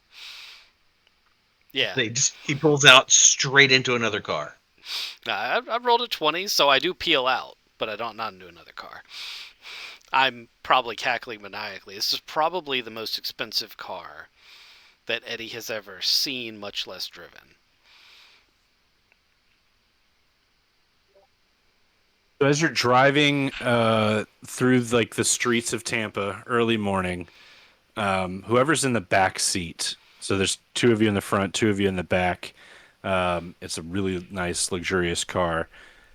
As you guys go over like a bump, they're like not there 1 second, but there the next second is a man in brown robes, dressed like a Franciscan monk. He's got the monk haircut. He's a little bit see-through, and he's sitting in like the middle seat. If you guys are on the left and the right, whoever's in the back seat, he just appears in the middle. And he says, Where are we going now? I would like to be in Excuse the me. back seat, and I would like to be surprised and punch him. Your fist goes right through his incorporeal form, and he says, "That is not necessary. You don't What? have to resort to violence. Sorry, you startled me. What the fuck are you? I am the monk who wrote the Codex Gigas, the book up front. I'm sorry, what? I am. My soul is forever bound to this book, as I am its author, and I have made terrible choices to write this book. But I am in your possession now. I know what's going on here. We're in the Dreamlands. I've fallen asleep. We've all fallen asleep. We're having a one of those lucid dreams, and we're all in it. This is not a big deal. We just need to wake ourselves up. Leona, you've had experience with this, right? I don't think it's a dream, but I'm concentrating on driving. Yeah, You why don't you took. try punching again? Punch yourself. I had punched took- myself. It hurts. You're not waking up. You want to make a sanity check? Yeah. Yeah, give me a sanity roll. Yeah, everybody give me sanity rolls. Fuck it. I haven't done one of those yet. I mean, yeah, what the hell? What's the worst that can happen? This throwaway character. Yeah. Well, I passed. I passed by 1 point. Ooh, nice. I passed really good. 54 out of 55. I got a You don't- critical. Or a Nobody- horror, whatever you want to call it. I got an 80 out of 50. I did not pass. I don't Mary- understand why there's a Mary has ghost seen in the some back. shit. Mary has Mary- seen some shit, and it doesn't and- compare. Yeah, and Mary's like holding the book. So I Okay, can touched it. Can I see the book, Mary? Mary, are you licking the book? Mary, I we're touched it. we're just gonna take that from you. Yeah. Let me. Can I see that? This book is you. It's okay, Mary. Put it down. Mary's like reaching back from the front to the back and is let go. Oh no. No, I just lost some sanity. I don't have to fight or flight. What? No, we don't have What's to in do this? that. What's in this book? It's the book So you can- where to retrieve for the vault. You can look it up. It's a real book called the Codex Gigas, and the story behind it was that a monk had one night left to like write a version of the Bible, and he made a deal with the devil to write all of the knowledge in existence into this book, and it apparently contains everything. It was made out of like very, very young calves, and a lot of them. So there's like a lot of mystery and conspiracy theory about this book, but basically it is a real thing in real life, and I'm just throwing it in this game. Can we read it? Like, what language is it in? It's in Latin. Or you could just ask the monk. It's almost Oh, like yeah. it's almost like all the players here, except for Vanguard, know exactly what this is now. Yes. And Vanguard doesn't know because I'm sorry, Vanguard. Yeah. But yeah, the vault in modern day times, this codex basically runs like the back end of the vault, Ah. like all of the things going on. What if we just burned the place down and not gotten the book? That's a We've good been question. Yeah, that's why he waited until this moment to tell us what it is, which is why I also thought it was funny that the person holding the book was one who lost sanity. Because if you guys hadn't gotten it out of Kizik's hand, I was gonna be like, he's gonna throw it out the fucking window. Then what? Where's your god now? How do you fix that? The next time you guys are agents and you find a book in the gutter and bring it back. Fantastic. Done. Yeah. You guys are number twos. So yes, you do have this book. This ghostly monk is sitting in the back seat with you guys, and he says, "Thank you for taking me away from that horrible witch. Where are we going?" Cigar factory. Yeah, we're gonna go hand you over to a nice gentleman who's paying us a lot of money.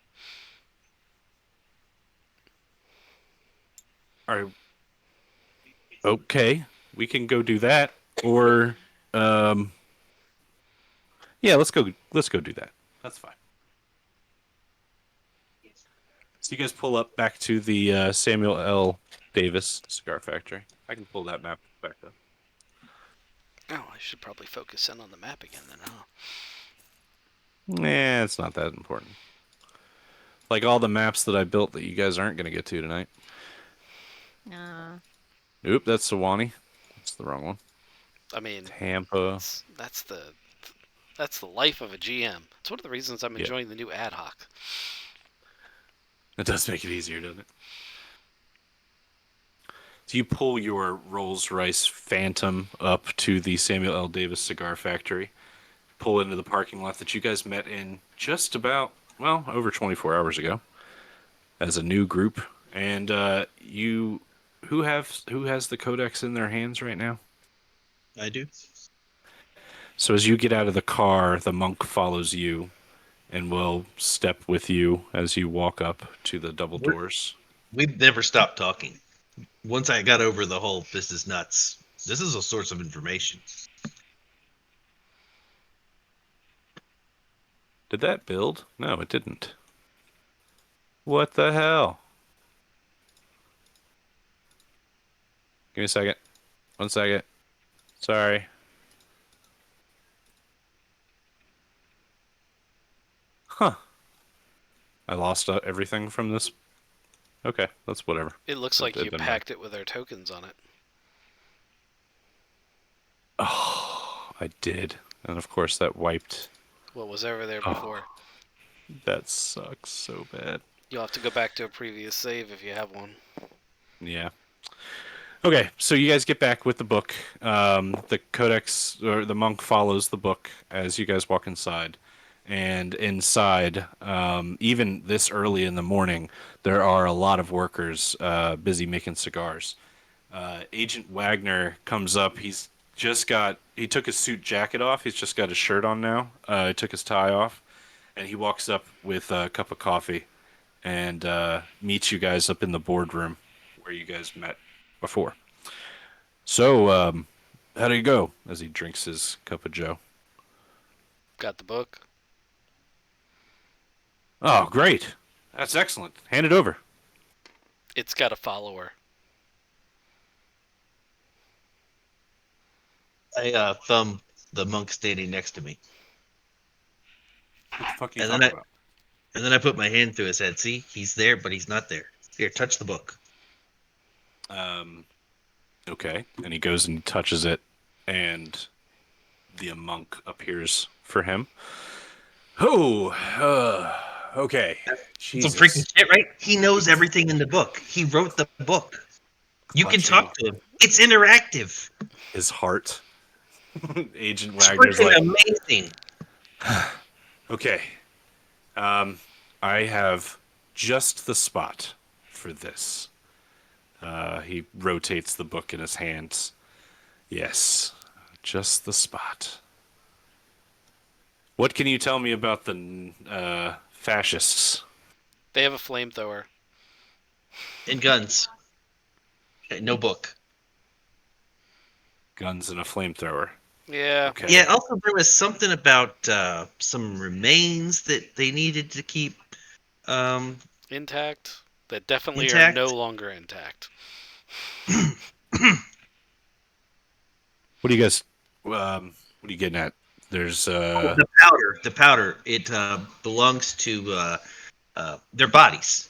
Yeah. They're like, They're urns full of bodies. yeah. A body each. Well, it was a body each. Yeah. We fixed that though. Yeah. the urns had A bodies in body. them. Each urn had a body in them. Now each urn has Parts of a a body. part of a body in it. Yeah. An Like, indeterminate amount of another body. okay, Several all right. other bodies. So cremated remains of people are in the urns, and you mixed the urns. Yes, That's yes. what you're So each telling me. urn would have an indeterminate amount of 11 other people in it. But what was the woman and the man doing? What were they doing here? Well, what they had were very clear instructions not to do whatever ritual they were going to do without the remains being intact. or bad things, and I quote, would happen, and they would need fire or acid to contain the situation, which I'm guessing is where the flamethrower comes in. Yeah, I Can think confirm whatever ritual they had planned, not going to happen. Were they there to buy urns Uh, from Um, this? Unknown. Well, they were looking. that was our assumption, They, though. they were reaching out to some Chinese immigrant about some remains. It was a little unclear. Yeah, I something think they about a wanted swamp. Tibetan remains, and then they were looking at a number of different sites around Florida. One of them was the Tocoboca Swamp, and that one they think is where they're going to maybe do a ritual. Also, if they buy it and it's not pure, which they like, it's definitely not pure, then it's going to go bad, and they're going to need to use their flamethrower. Yeah. So watch that space because that swamp's going to burn down. All right. Or it's not going to burn down because they'll fail and something Terrible else will happen. happens. Yeah. So popcorn. Yeah. Either way, it should be really interesting. Can you mind if I talk to the book some more? He knows Also, a lot of things. that lady was not a young lady with blonde hair. She was a very old witch with like wispy gray hair and used a lot of makeup and was at um the death show. What are we calling it? The funeral thing last year. So you still don't know her name. You still don't know. I mean, I appreciate the report, but I was going to give you guys $250 for a good report. It doesn't really seem like a great report, to be honest with you. I We could keep the book if you'd rather. I think you should maybe come downstairs and see some things. We've seen some Would you like things. that? Also, Yeah. also we did have their names. Yeah, Magda. Yeah. We also had In a the we also have this guest registry with all sorts of notations on other people that may be of interest. From a very helpful friend. Yeah, we made a friend, Peruvian Zorro, Yeah. who claims to be a 1,300-year-old wizard. the agent Wagner raises an eyebrow. Really nice guy. We gave him an urn that was not mixed up. He gave us a Rolls Royce. I okay. So America's not as bad as I thought it was. I mean, the alcohol thing is ridiculous, but this kind of work is becoming more and more important while this country lowers itself into the cesspool of Prohibition. prohibition. Yeah, it did. Stupidity. Um, I have seen the future, and it is dumb. I've Agent seen the Wagner- future and it is dumb. Agent Wagner says, I would like to extend an invitation to a new department. We are calling it Department 29. I would like to hire you to continue to do work like this. It would be more of a full-time gig if you're interested. Still get my $250. Can I send you back out? After pay me, sure. You see, I do a job, and then I get paid. I've heard that before. Yeah, I'll give you $250 for this half report. I would like to know her real name, her full name. we And have that. do you have her full name? Yeah, it's in the guest registry. It It's was right a there fake. with the notes. It was a fake name with the guest registry. It says her name is Elke Weber. You can't prove us wrong. Okay, that's a good point. That's a good point. He doesn't know it's a fake name. You tell him it's Loki Weber. Um, yes, I would like to show you something downstairs before you make your decision. But if you are amenable, you can join Department 29.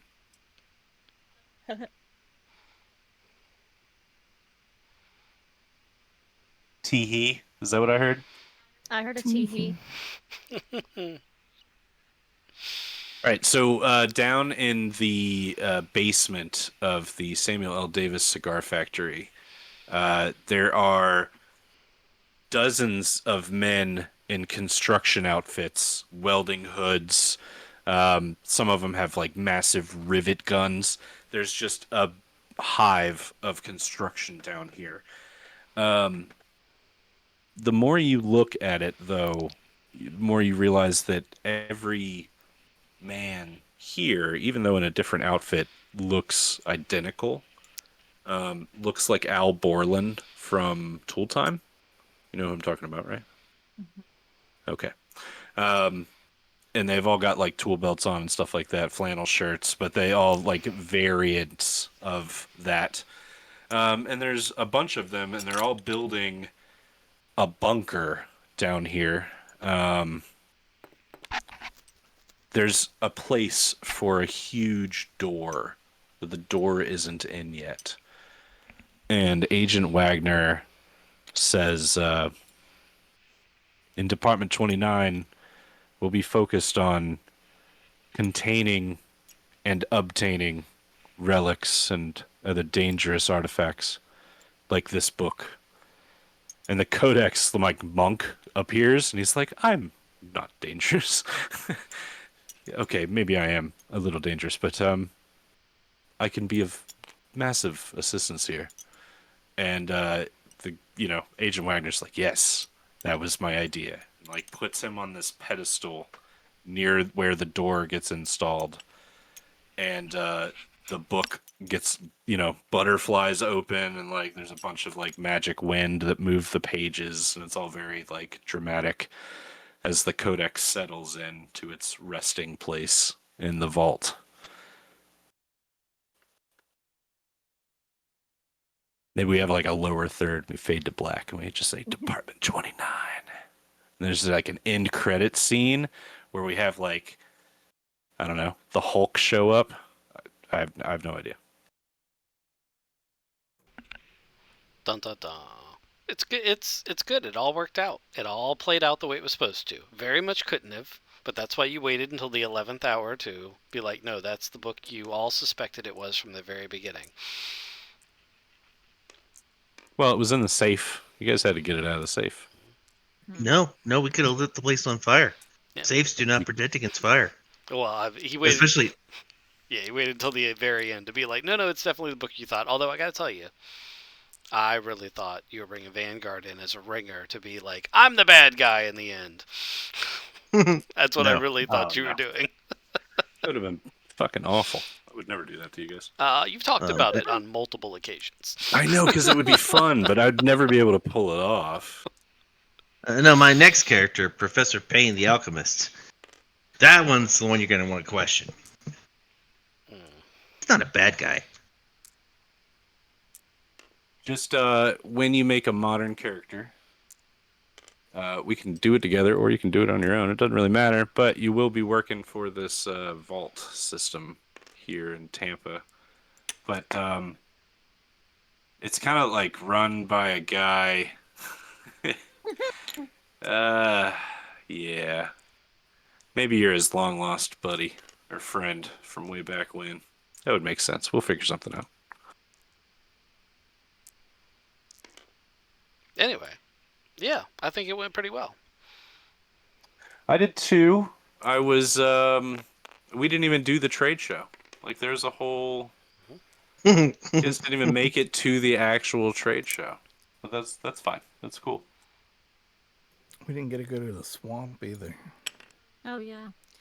What really has upset me is that I love Mary and I want her to come to modern day, but if she's in her early 40s in 1928, we can't have her in modern You, day, you can better we? hope she doesn't make it, because that's some undead shenanigans right there. Well, we're gonna have to clean up the table too because somebody got bored and keeps flicking shit all over the place. I don't know who did that. Uh-huh. Uh-huh. So let me ask you this. Did you enjoy the 1920s like back in Yeah. time kind of thing? Okay, cool. Um, then we can we can do this again. You guys only I was made it strict on the halfway. prohibition thing, but Yeah, that does suck. But you guys found a speakeasy, so that worked. Um, In the you guys original, only in the original one shot, you weren't supposed to give those extra points per character, were you? correct. I was not. Okay, I'm Um, I'm not positive that was a good balancing decision. Because looking at these character sheets, they are very carefully balanced so that every player has a role to play. But correct. by giving us those points, you washed that away, and I think that has led to it didn't feel like Overlap. yeah, it doesn't feel like I was as useful as I could have been, and I felt like Vanguard got like one thing to do, and I was good. I only failed the one or two things that I had to roll, so yeah, yeah, I I was mean, I felt like my character sheet was really good for what my character was supposed to be. The dice just screwed me over. yeah, I thought Allie's worked out pretty well, but I felt like me, Vanguard, and Kizik had a lot of overlap, and it's not that way on the original sheet. So I'm just throwing it out there. I think that may have been a tactical error because, I mean, for that, especially for that final scene where they're sneaking in and out of there, like I was originally, I think, the stealthy character. So like it would have required me, but I didn't have lock picking, so it would have required me to lean on Kizik's character for part of that. Like we would have had to have worked together to do the thing that just Kizik made several rolls to do. Yeah, I see what you're saying. There's also you should know that this is not even you made it a third through the one shot. You found the book and you turned it in. The book isn't even part of the one shot as written. There's an entire section of this one shot that we could go back if you want to redo, not redo, but go back and do more of these characters. And I can send you back in because yeah, you haven't done the trade show. You haven't met anybody from the trade show yet. And you have no idea what the two Germans are here to do. You have a little bit of an idea, but you're actually a lot wrong. I mean, I'll leave that to the group. That's six one way, half a dozen the other for me. As long as we're together having a good time, I'm really enjoying the world we built here, and I'm really enjoying the theme, um, and I'm really enjoying the homebrew game rules that we've got going on, and the nature of the stuff we're doing. Um, so whether it's the 1920s setting or modern day, I'm okay with that, and you know, whatever everyone else wants to do, we can do it. I just wanted to point out the overlap there because you know it will turn into, by the nature of us playing, like the way those points got distributed, the way that everything happened. I'm not happy with this character if we're going to do it over multiple sessions. And I'm pointing that specific thing out because if the one shot ends here and this character is a throwaway, you're right. I don't care. But if you're going to drag this out into a bigger thing, like you just suggested, I don't want a useless character who's worse in every skill set than one of the other players on the table. So that's just my 2 cents. Okay, I understand. Anybody else? You want to do this again, or you want to go back to the modern stuff? I mean, if I have to roll these dice, it's going to be the same regardless of whether I have a 5 or an 80. Yeah, So well, I it mean, if we go to doesn't modern, you'll really be able matter. to It roll a doesn't new really matter character, to me. and then your character will have skills from whatever you choose in your Yeah, background. yeah, yeah. Your I'll yeah, still fail them because the dice fucking the suck. dice suck. Yeah, Yeah. Do you have an 80 in this? You roll a 81. I'm Well, that's sorry. that's every system ever. yeah, Yeah. that does happen. And it doesn't feel that way in D&D. I understand what you're saying. I do. It doesn't feel that way. Oh, You're you right. have a. Oh, it needs a. It's an AC of 25. Oh, you rolled a 24. Sorry. Oh, how about if you roll? Is your AC 26 to hit you? No, it's 29. What about 28? No, it's 29. Okay, it Uh huh. crit. Yeah. Yeah. Weird. It's weird how that happened, isn't it? Statistical anomaly, right, Jeremy? You can like very rare, like so rare that it should never happen to roll a 28, a 29, and then a 30 back to back to back. I mean, It's wild. picking three numbers and rolling those. So one out of He 28. probably had a lot of rolls that he made, so it's not that big a deal. Yeah, I rolled And a none of those, one. by the way, No, none of those killed me. we're not talking about you. We're talking about last night's shenanigans. Anyway, I think we should go back to the modern times. We're gonna do a level up episode next, with some uh warehouse upgrades, Suwani upgrades, maybe some band practice. We'll have a good time. Yay. Oh, we gotta hunt down some Kevins. You do Yeah. need to hunt down some Kevins. I Yep. do miss Jasper, so I'm glad to go back to modern times. We're going Kevin killing. Yeah, Kevin's the bad guy in this game. And I can't Nice. stand him. So wait, I could be an alchemist in a modern day setting? Why not? Yeah, Because that opens up a lot of possibilities. yeah, it does. I think it's a really cool character concept. I'm a swamp witch in a Oh. modern day setting. Alchemist in Florida's a crackhead. Yes. Yeah. Yeah, I don't know how you didn't get that till now. Yes, he's absolutely alchemist. Oh, that could be your name, Alchemist. That's right. I was gonna go with Professor Payne, but I like Doctor Alchemist. That's your stage name. You're the drummer, right? God damn it! You don't actually need to learn the drums. Like, you should feel quite privileged because Ghost stuck me with the keyboard. Like, I was going to be the drummer. He's like, no, there's this NPC. But as soon as you show up, he's like, fuck that NPC, he's gone. Vanguard, do you want to be the drummer? No, you're the drummer now. All right? You should feel very privileged. I think if we go back and watch the tape, he said keyboard. He wanted the keyboard in the beginning. No, if you go back and watch a stream, and I absolutely will bring that out and make a clip of it now because you said that, because it's definitely a thing I wrote down in a point of contention. You immediately said, no, we've got these NPCs doing this. And I was like, God damn it, well, the only thing left is the keyboard. Oh, yeah, we can always kick NPCs off. You want to be the drummer? That's fine. No, it's fine. I'll be the key. It's just how I really thought Victor was the drummer, and I loved that illusion, like, in my mind, but I also love him being the lead singer. I did. I thought Hector was the one he picked for drummer too, but it's either way. I just think it's very funny that dude's bro shows up and now he's like, "Oh, dude, I got you. You be the drummer, man." Just saying. I think I don't even want to be in the band.